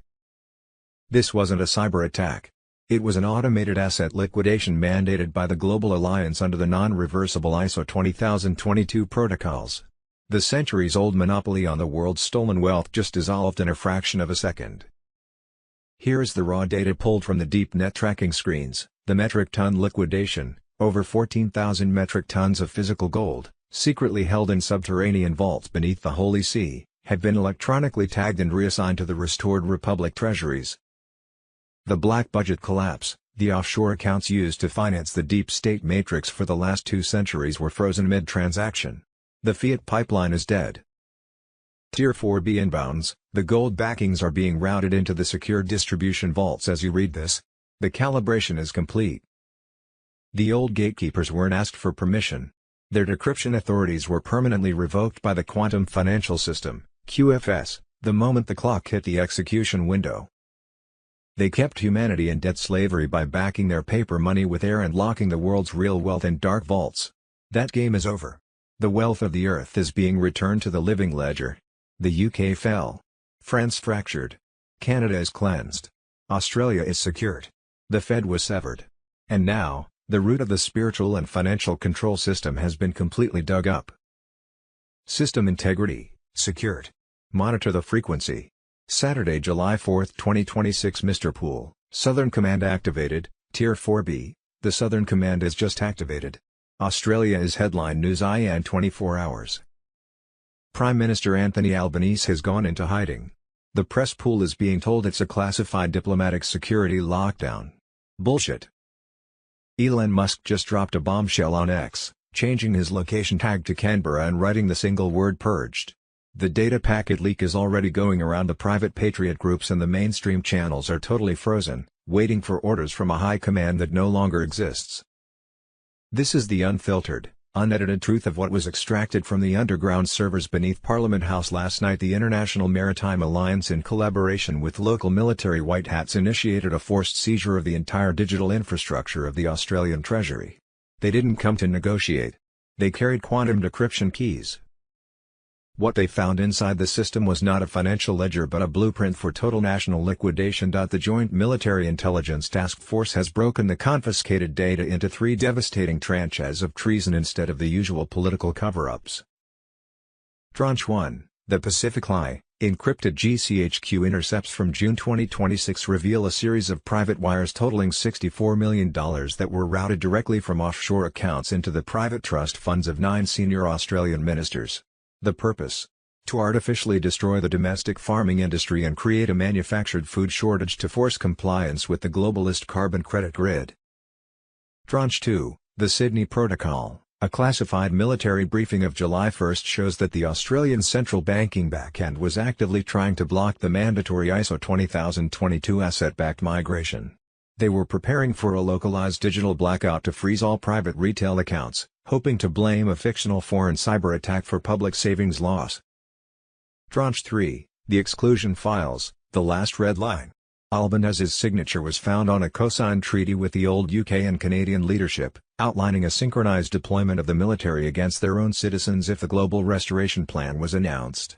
The Western Alliance indictments that have been unsealed perfectly match flight manifests and military logs. The Prime Minister was met at his private residence by 3 high-ranking generals. There was no political deal on offer, no graceful exit. He was given 6 hours to sign the unconditional devolution of power over the Federal Treasury to the Interim Military Civilian Oversight Board, or to board a transport plane immediately and face tribunals under maritime natural law. There is total panic in the Canberra political grid. They are looking at the clock, and the clock is 0. Goodbye UK. France is changing. Canada is clean. Tonight Australia is breaking. The whole globalist spine has just been broken. Stay with my signal. The reboot is automated. Saturday, July 4, 2026. Apocrypha data leak. Redacted protocol. Apocrypha data leak. July 4, 2026. The illusions are melting more rapidly than they can concoct the cover stories. The financial world tilted on its axis 3 hours ago, and the panic inside Swiss banking corridors is now at absolute maximum capacity. The secret treaties signed in Rome under the old empire, the ones that gave private central banks the legal right to treat sovereign citizens as collateral, have been declared null and void under maritime natural law. And the quantum financial system drained the Vatican's dark pool mainframes, unsealing the hidden ledger of the true birthright identities of each and every soul on this planet. All synthetic debt bonds, all fraudulent lifetime loans, all generational tax loops that were tied to the old Roman financial grid have been permanently deleted from the master database. The mainstream channels are completely silent because their corporate owners are looking at a system lockout screen. The controllers are broke and don't have the money to pay their actors. Just look at the global liquidity flows today. The protocols for distribution of wealth for Tier 4B are no longer in staging, they are actively populating the secure nodes. They wanted you to think true abundance was a myth, that scarcity was the natural order, and that the elites held the keys to your survival forever. But the keys were copied and the vaults emptied, and the new asset-backed frequency is now fully locked onto the global network. The reboot isn't waiting for anyone. The old grid is dead. The light has anchored reality. Saturday, July 4, 2026. Iraq and dinar revaluation. If makes it conditional, which means the Trump condition was met, the money was paid. What this means with the money that was paid, the U.S. troops must leave with immediate effect, hence the withdrawal is ahead of schedule. We have just witnessed one of the biggest barriers for the Iraqi dinar being removed. That leaves us with 2 left. 1. The dinar rate must appear in the Iraqi Gazette for 2 days, then, 2. The Central Bank of Iraq must announce the new rate. When done, the dinar will be reinstated, on the foreign exchange and then revalue, RV, to its new rate. Once done, the global currency reset will unfold in full swing. This also proves that Iraq's banking system is now ready. Reports indicate that Iraq's central bank faces a deadline in August 2025 to reform its financial sector or risk further measures from the U.S. and international partners. You can see from this that Trump is done playing games. This is not a deadline for sanctions to be lifted, but rather a warning to enforce stronger anti-money laundering and anti-smuggling practices to avoid new restrictions. The recent developments are as follow. August 2026, an article in Iraqi News noted that the Central Bank of Iraq is on its last chance to reform the banking sector to avoid further sanctions. The CBI is under pressure from the U.S. to ensure Iraqi banks don't facilitate illicit transactions or enable dollar smuggling. July 2026, Reuters exclusively reported that the CBI would ban 5 additional local banks from U.S. dollar transactions. This followed meetings with U.S. Treasury and Federal Reserve officials and was part of a larger push to combat money laundering and the flow of dollars to sanctioned entities, like those in Iran. July 2026, in a significant move, the U.S. Treasury sanctioned 14 Iraqi banks for facilitating money laundering and funneling U.S. dollars to Iran-aligned groups. The context for sanctions and reform as follow. Preventing illicit transfers. Since late 2022, the U.S. has pressured Iraq to curb the smuggling of dollars, a large portion of which is believed to be siphoned to neighboring Iran. These reforms require Iraqi banks to adopt stricter electronic platforms for international transfers. Currency implications. The sanctions and restrictions on dollar access for Iraqi banks have caused instability in the Iraqi dinar, which has depreciated on the black market as merchants turn away from the official platform. The current pressure is part of an ongoing collaborative effort between the U.S. Treasury and the CBI to reform the Iraqi banking system. All events are now gearing up for the grand finale, the reinstatement and revaluation of the Iraqi dinar, the catalyst for the global currency reset. Saturday, July 4, 2026. What's about to unfold? What's about to unfold is not chaos. It's not collapse. It's a carefully coordinated global reset under military command, a transition decades in the making. Temporary blackouts, communication cuts, and power disruptions are part of a controlled operation, not a breakdown. Every move has been accounted for. Every second calculated. The quantum financial system, QFS, is already live. Once the blackout begins, it will override all corrupt financial systems, securing your identity, assets, and data through biometric encryption. Your bank accounts will be safe. Your information protected. Fraud-proof. Tamper-proof. Immutable. During the 10 days of darkness, all mainstream media and social platforms will go dark. There will be only one secure broadcast channel, operated by the U.S. Space Force and allied military units, delivering uncensored truth directly to the world.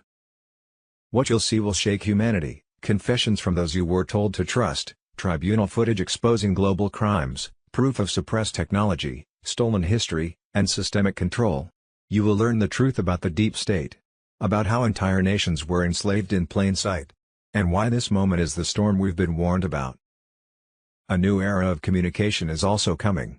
The Quantum Communication System, QCS, will replace the surveillance-based Internet. Every individual will receive a private, untraceable ID connected to the quantum grid. No more spying, censorship, or data manipulation. Military and National Guard units will be deployed globally. You may see curfews or road closures. This is not martial law, it is strategic containment to ensure peace and protect the public. Everything is temporary. Everything has purpose. Remain calm. Stay grounded. Help your neighbors. This is not the end, this is the beginning of true liberation. The illusion is collapsing. The old world is dying. And what rises next will be built on truth, justice, and sovereignty. Trust the mission. Trust the timing. The reset isn't coming, it's already begun. Saturday, July 4, 2026. Reality is invented for you. Frank Zappa in 1991, Reality is invented for you? In this interview conducted in 1991, Frank Zappa explains without mincing words how the fabrication of reality works. Reality is invented for you by people who choreograph it. There must be an office in Washington where people you've never heard of choreograph reality. It's not just the next photo op. It's the interpretation of an international event, and it has to be broadcast by the media. Zappa died in December 1993. This video is therefore not generated by AI. It's a real 1991 archive resurfacing today because his words have never been more relevant. He wasn't talking about conspiracy theories. He was simply describing the mechanism, how a small minority can control the dominant narrative and shape what millions of people consider reality. Do you think Frank Zappa had already figured out how the media and power work in 1991, or are his words even truer today than they were back then? Saturday, July 4, 2026. Hackers leak internal documents from IT service provider for the Pentagon, Julian Assange on Telegram. Well, isn't this convenient? Pentagon, Homeland Security, NSA. What can these potentially reveal? The PDPH, black small square emoji, the networks across the world that possess the blackmail honeypot that most public figures are under. All of the people at the top of these agencies have to be the most nerve-wracked people walking around right now. Remember Edward Snowden? His disclosures revealed numerous global surveillance programs, many run by the NSA and the Five Eyes intelligence alliance with the cooperation of telecommunication companies and European governments, and prompted a cultural discussion about national security and individual privacy. A lot of people consider him a hero. But what they do not know is that he sold military secrets to foreign countries. Which makes him an enemy of America. He was basically put out front by the same agency he was exposing to give the impression that he was a trustworthy whistleblower that people can confide in. But he never disclosed his role. I'm selling America out just as the agencies he was exposing did. We have a lot to cover in these upcoming days about this data breach by hackers. Because they are sitting on a treasure trove of info that will expose everyone. Because have you noticed that Eric Snowden never mentioned Michael Flynn's name once regarding the CIA Five Eyes that was spying on Donald Trump campaign? He is a traitor and will be remembered as one. Riveting interview 104 and 44 seconds July 3, 2026 Laura Logan. Tina Peters is the courageous former Mesa County, Colorado clerk who served 606 days in prison after preserving election records she believed exposed fraud in the 2020 election. Peters describes backing up Dominion voting machine data before a system update erased 29,000 records, leading to her prosecution. She discusses the suppression of key evidence during her trial, inhumane prison conditions, and ongoing legal battles. Despite losing her freedom, home, and family relationships, Peters remains committed to fighting for election transparency and continues advocating through her website, Tina Peters. Live President Trump delivers remarks at major Salute to America 4th of July event, July 4, 2026. Last night at Mount Rushmore, there was a sudden hailstorm with hail the size of ping pong balls. People had to evacuate and President/CIC Trump's speech was delayed. However, after the storm, the audience returned to their seats and POTUS gave one of the greatest speeches of his life. Tonight in WADC, due to a forecast of approaching severe storms, Freedom 250, the U.S. Secret Service, U.S. Park Police, National Park Service and Fed Emergency Management Agency and all public safety partners asked all guests to evacuate event grounds and POTUS speech is delayed for the second night in a row. Nevertheless, President/CIC Trump has left the White House and is going to deliver his speech and is going ahead with a massive fireworks display whatever the time. I believe this is down to deep state demon weather mischief, but that will not dampen the blazing spirits of Americans or our great president. We stand with you, sir, and can't wait to hear what you have to say tonight. 6Q drops the best is yet to come, July 4, 2026 President/CIC Trump, National Mall, you love each other, that showed tonight. You heard it was over and what happened? You came back. And this American flag still waves proud and free and beautiful.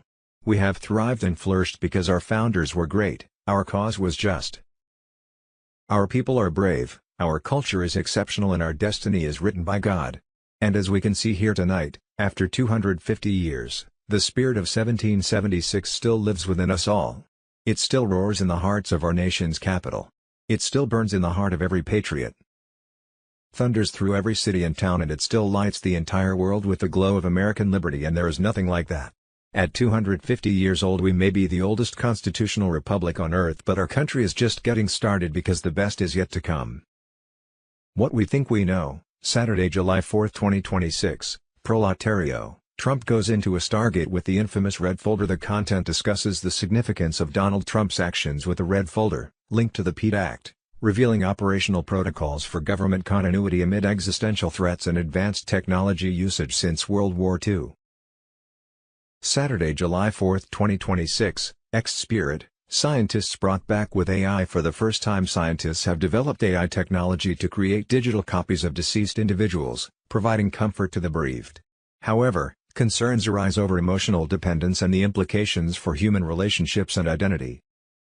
Saturday, July 4, 2026, Clandestine. Trump and his admins focus on patriotism and American pride. Trump's administration aims to revive American patriotism against a perceived deep state effort to undermine national pride and culture, presenting this restoration as vital for national security and resisting globalism. Saturday, July 4, 2026, Overclassified. Corporate NHI heist exposed. Avi Loeb revealed Lockheed Martin's involvement in alien craft retrieval on Representative Eric Burleson's podcast, exposing decades of corporate secrecy surrounding UFO technology and prompting demands for disclosure. Saturday, July 4, 2026, Overclassified. Pyramid Giants and the Great Exodus. A CIA remote viewing session in 1984 revealed ancient pyramids on Mars, describing a collapsing civilization, refugees, and potential connections to Earth's origins, urging for transparency about Mars history. Saturday, July 4, 2026, Dr. Michael Salla, White House backs whistleblowers as major announcement nears. The landscape of UFO disclosure is rapidly evolving, with significant revelations about extraterrestrial interactions, whistleblower amnesty, and the historical influence of Nazi remnants in Antarctica reshaping public understanding and government transparency.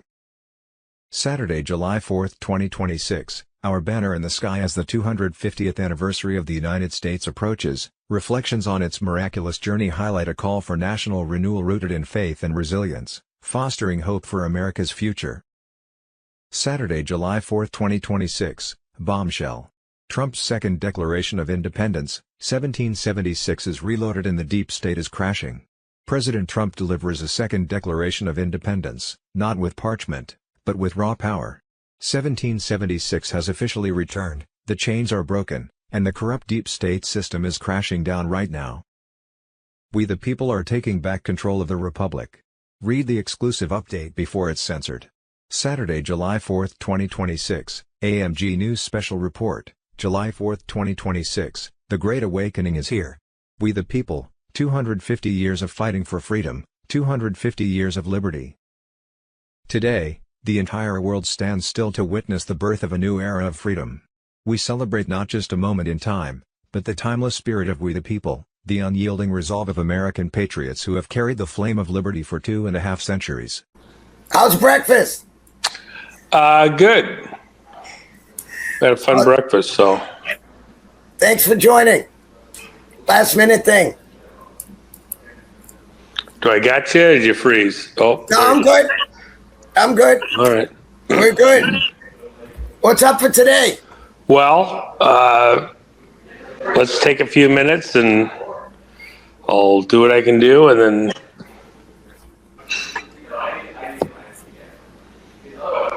So it's kind of glitching, so I hope it works for you. Can you hear me, Juan? Well, I can hear you. I'm just telling you that it's glitching a little bit, so I don't know. Well, it's StreamYard. I still have the StreamYard link going, So Okay. it's not, I know it's not your favorite, but anyways, we just been talking about the events coming up in Plymouth. I don't know if you want to talk about that for a few minutes.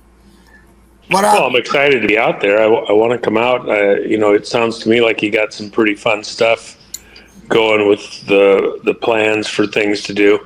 I have a really tight schedule, so I'm having to kind of incorporate this into that.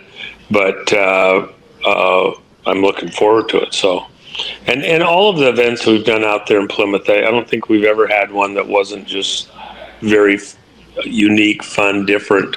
Every year has been a little different. So, Well, Juan, as we were sharing before, when I spoke to Jerry, Juan, Jerry was the one that gave us the thought of, 1776 wouldn't have happened without 1620, and that we're all representative, of what the Pilgrims did when they came here to advance the kingdom of God.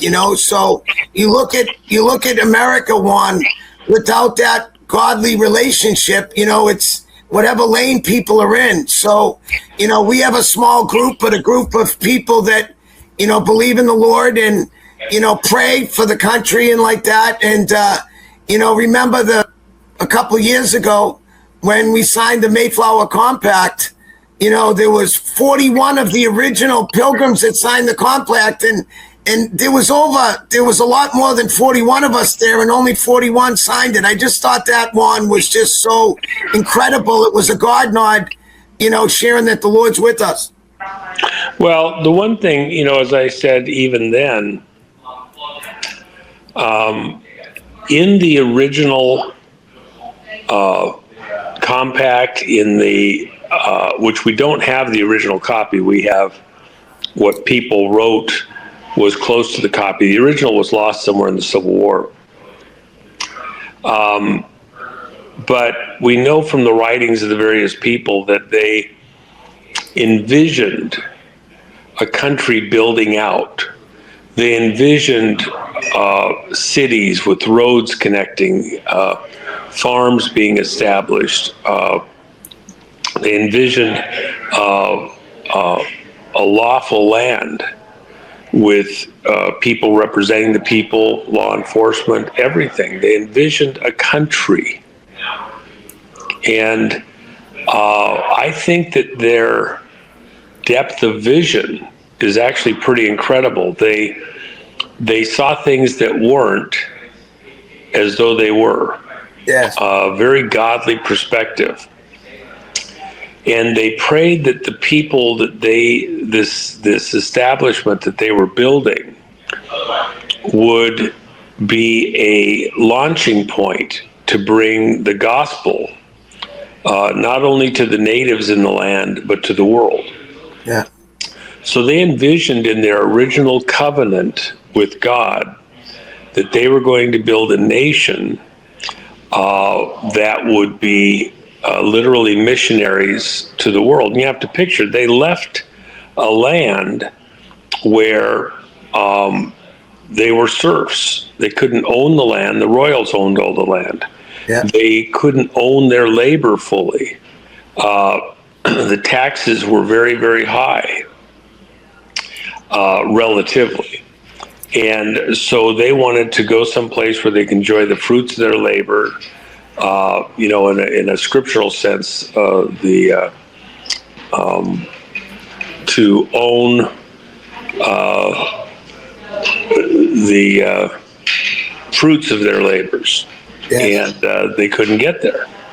So that's the routine. Today, if they were to see what the country has become 400 years later, they might be quite shocked that it has become what they envisioned, but and more, the modernness, the aircraft, the cars, the factories, but they did envision that. And the question I asked, if they were able to look down from above and see what the country has become, would they have felt that it has fulfilled their expectations? And I think they would say that it did. But there's also stuff where it's gone awry from the original covenant and promises with God. So then I said, imagine coming back 400 years from now. What were the kids on the hoverboards and the flying cars and, everything see if they looked at us right now today when we were there present? Well, they'd be passing What would around have the happened calls. between now and 400 years from now? Imagine what that would look like. Cities on the edge of space, people transiting back and forth to not just Mars, but out beyond, mining the asteroid belt, cities on the moon and things like that. I don't think that's that far off. A very Star Trek type future. Would they still feel well served that that generation 400 years from now had retained the connection to these original covenants that these pilgrims put in place? And that's our job in between, is to refresh that pilgrim spirit and keep it fresh and on point, because as much as the world changes, God isn't changing. The covenants are still relevant, whether we understand it or not. So does that make sense, Jerry? Yeah, but Juan, even you had us all watch you recommended The Great Awakening, right? And The Great Awakening movie opens with Ben Franklin, right? With all the people in Congress and stuff. And Ben was older now. And it was a point in time in the history, right? That was around 1770, I think, when it opened the movie. But when you looked at when the pilgrims came here, Juan, there was a hunger for God. They were, the Lord was part of their life. And then it's almost like when things got good in America over the first 100 years, people forgot about the Lord. It wasn't important anymore. And then it wasn't until. I apologize, Jerry. I'm not getting any of your conversation because of this breaking up. So I apologize. You can't hear. Okay. Well, anyways, I was just saying that with the George Whitefield stuff, George Whitefield brought America back, and Ben Franklin said that in The Great Awakening. I just think, Juan, that there's a time for us to.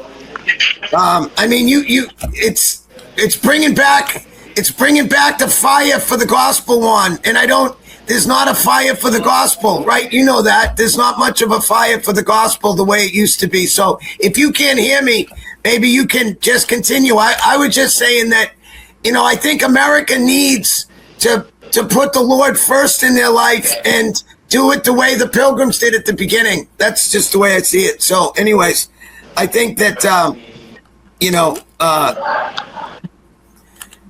why don't you speak? So if you can't hear me, you can just share. You talk.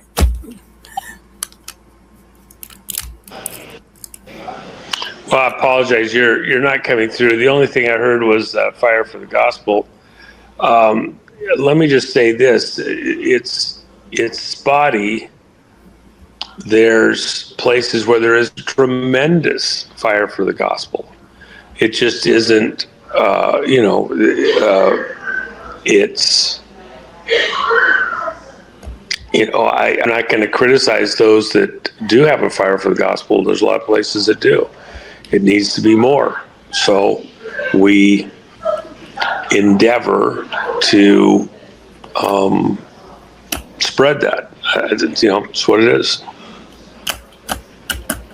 Well, that's. And by the way, if you're going to have a fire for the gospel, what was the thing about the time with the apostles and Christ like that? Well,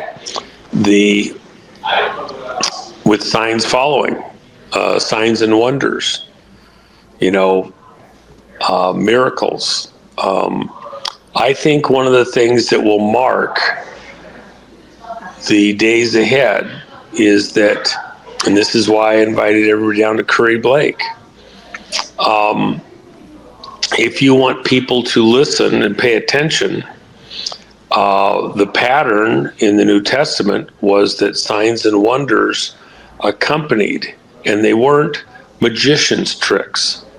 The magicians of the era with the apostles wanted them to teach them the trick. They were willing to pay the apostles to teach them how to do these miracles. And the apostles said the gifts of God are not for sale.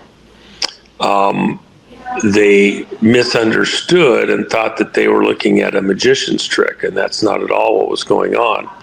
So it's up to us to, in faith, by faith, exercise the gifts of God, which include signs and wonders, miracles. And if we're not of sufficient faith to do that, then maybe there's some prayer and fasting required. And, even the apostles went to the upper room, and until they received the anointing, before they went back out and began to minister again after Christ ascended back into heaven. So if we want to see a move of God, we have to be facilitators, agents. You can't be a blessing if you're not blessed. Yeah. And the corollary there is a candle is used up in doing whatever it does. It's consumed. And when the candle's burned to the bottom of the wick, it's gone. It's over. It's got to be reconstituted somehow. It's into the ground. The Bible doesn't use candles in describing us. So witchcraft does. Occult things do.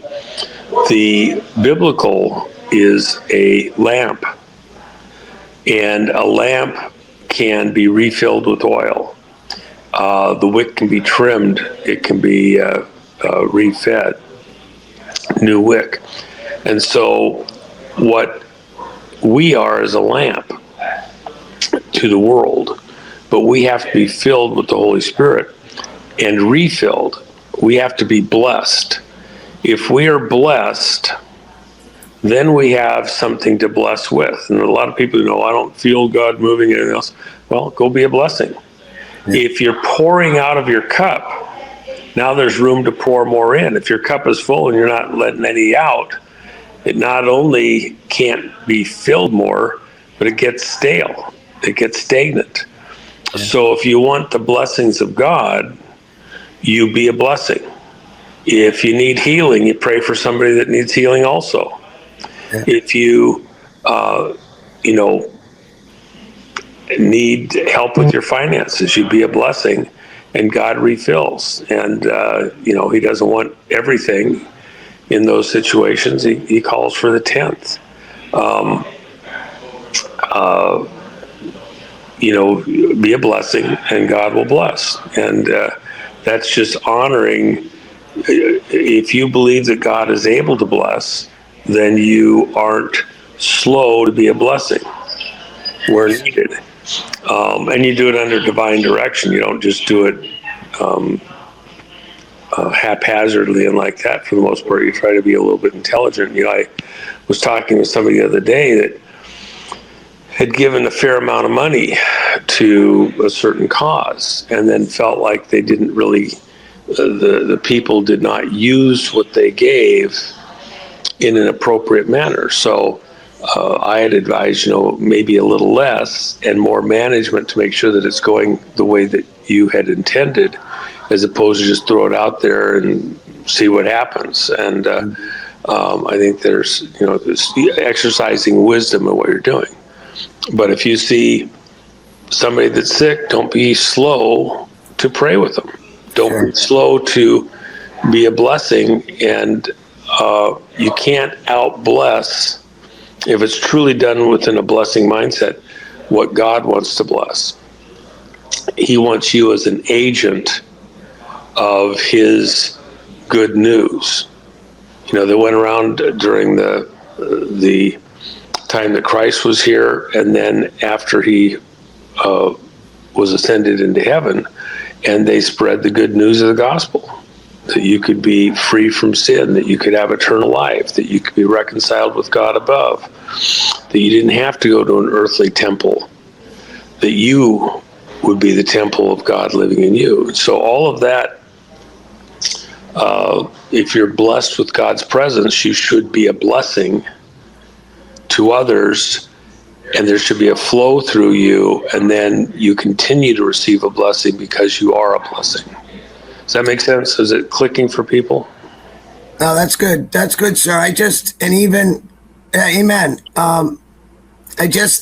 When talking about the fire of God, Juan, was just saying that I think as Christians, Juan, we just live below our blessing. That's all. I'm not, you know, being critical. I just think that if you know, God's power is in us, and when we learn how that the Holy Spirit works through us, that's all. I mean, and you know, we have everything we need. We just have to, like that. So the comparison with the Great Awakening was saying that when things go good in the country or in people's lives, they forget about God, Juan. That's all. That's the only point I'm trying to make, and just to encourage people to have that consistent, faithful walk with the Lord, Juan, so that, you know, you're right, we can be a blessing. We can, because if I'm being, if something's slowing me down, Juan, I'm not going to pray. You know, we don't like that. And I think the Pilgrims represented that. You know, they represented that for us. So that's what we're doing in Plymouth, Juan. We're trying to kind of reenact what the Pilgrims did, and you know, be representative of them, and like that. And you know, you had some great speakers at your event, Juan, and you have another event coming up. Fortunately, the StreamYard is clipping out.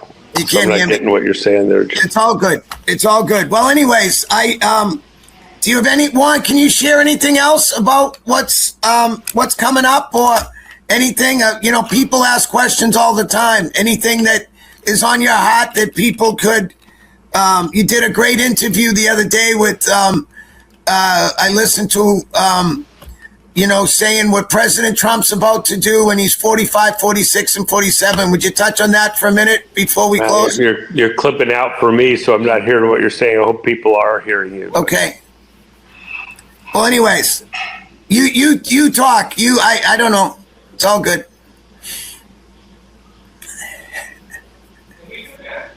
Oh, there you go.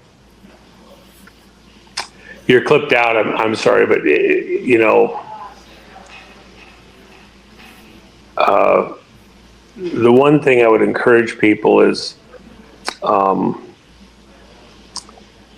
this is a moment where we have to rethink where we're at. If the Pilgrims entered into covenants with God to establish this land, if we want to be partakers in the blessing that God has for this land, we probably have to go back to origins. Are we renewing and refreshing those covenants with God that clearly resulted in an amazing blessing upon this people in this place? If we have deviated, we want to go back to origins, to the original blessing. And there may be lots of people that aren't doing that, that don't consider that, but that shouldn't just be us. We should be careful amongst ourselves to, go back to those original precepts for blessing that worked. Look at America today, in the whole world. Something did work, something has been working, and there is a call out amongst the people. I don't want to be derogatory. Many people have heard in their hearts from God and are doing things every day that are trying to realign not just themselves, but the country with where God wants us to go. I think there's a broad calling that's being heard and responded to by citizens, not just here in America, but across the world.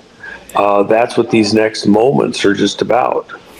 The next 4 months will be amongst the most gripping in the history of this country, and the follow through with the next couple of years. I don't think most people in this audience have even the tiniest inkling of just how dramatic the next 4 months will be. And the aftermath of that, the follow through, if I was to put us within a category of a storm system, the way hurricanes are gauged, we're probably in a Cat 2, Category 2 right now. It's a bit tumultuous. We're going to go to a 6 or even a 7 over the next year. And it's going to be gripping. So in the midst of that, how are we as a people of faith, supposed to function? We shouldn't be the ones crying and moaning and hiding under a rock. We should understand that this is a moment where we get to exercise faith. We come together, we spread the good news, and give encouragement to those around us who may not understand or be of faith, etc., going into this, and give them reasons for hope. And God's there in the midst of the storm. You're the messengers of light and good news in a tumultuous world. That's this moment that we're coming into. So I hope that this audience specifically will operate as Gideons. We're going to see chaos in the enemy's camp. That's why we have our lanterns and our horns. We're going to go right into the enemy's camp and disrupt them and cause the tumult there. And in the meantime, protect the land. So, we're going to war, but war with light of truth and proclamations of truth to take back what's been stolen from us through illusion, through great deceptions. And we're going to stop the deceptions, pull the curtains back, and show these wizardly people as not who they claim to be. So there you go. Can you pray? Yep. Father God, I thank you for everyone here. I pray that you would give each person here in this audience clarity of mind, clear thoughts, that you would speak to them in their hearts and minds to prepare them, that you would fill them up where they aren't full, where they are full, that you would give them perfect opportunities that suit your will to be a blessing, so that you may increase their blessing, that you may refill their blessing, make their glasses bigger to receive the blessing that you have for them, Father God, and give them clarity of mind and purpose to be a blessing to all around them, blessings for healing, blessings for prosperity, so that in the midst of the storm, those around them will be able to be fed and cared for, and to know your presence, your peace, your way. We pray for all those warriors of truth, that they would be encouraged and strengthened in their soul to proceed forward apace in this dark moment and the dark moments ahead. That as we go through this near-death experience as a country, that we will go through it and prevail by faith, and you would increase all of our faith through faithfulness to do your will, Father God.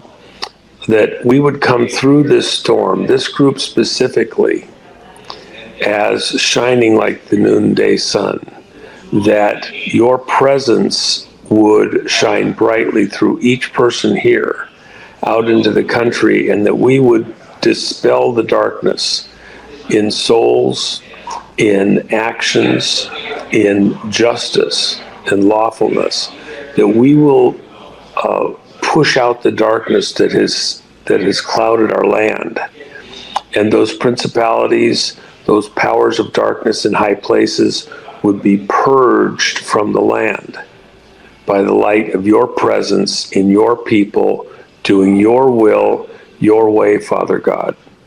We seek to be children of the light, the heavenly light, the godly light, and not a false light, but through truth and justice, that we would be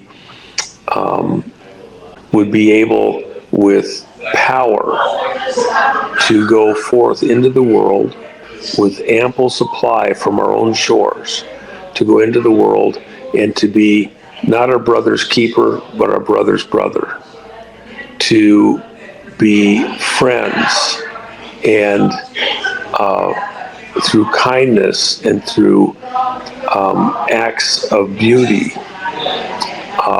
and your righteousness, Father God, to bring healing out into the world, wholeness into the world, and to oppose the devil wherever we may find him, to attack his activities wherever he may be, and to bring light to those held in darkness and freedom across the world according to your will, Father God, that men may serve you from liberty, not from compulsion, and not having to hide their faith in the dark. We look to you, Father God, for the energy, the supply, the clarity of mind, and the understanding of how to move to accomplish these things according to your will. We pray to be Gideons, those that are chosen by you specially, as we go into the enemy's camps, and at the appointed moment bring them to complete chaos, not against us or your children or your purposes, but to destroy each other's camps, to destroy each other's armaments, to destroy each other's evil intention, that we may enjoy a time of peace prosperity, clarity of mind across the world, according to your will, even in the midst of the darkness. We ask for protection, angelic protection throughout this whole camp and throughout those places that the people in this camp are warriors to protect and defend. That each one here would have all the necessary provision, angelic assistance, divine direction to do your will, Father God, your way, with an instant clarity of mind and purpose. We thank you for the opportunity to come together, for the will in our hearts that you have put your presence inside of us, and we ask for your help to do your will, your way, and enjoy your supply accordingly, your blessing, Father God.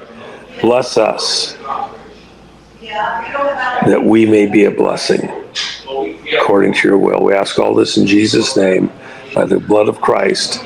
Make it so. Amen. Amen. Hey, can you hear me? Thank you, Juan. Yep. And everyone's looking forward to next week. And thanks for taking the time. You're busy with everybody, and we appreciate. Thank you from all these people, Juan. It's everywhere. People from Canada, Australia, everyone. They're so grateful for what you do, sir. So I'm just blessed to share the gratitude for all that you do. And when's the last day off again? August 6th of 2020? 2024 or 2020, August 4th. Well, hey, before we close, Juan, you ready? Here's to integrity. They always had our votes, and that's not all she wrote. Let's not forget Dominion fraud and those traitorous turncoats. 2020, it's not over yet. Thank you, Juan. All right. Thank you, sir. See you later, folks. Love you from everybody. All right. Thank you, sir. Bye.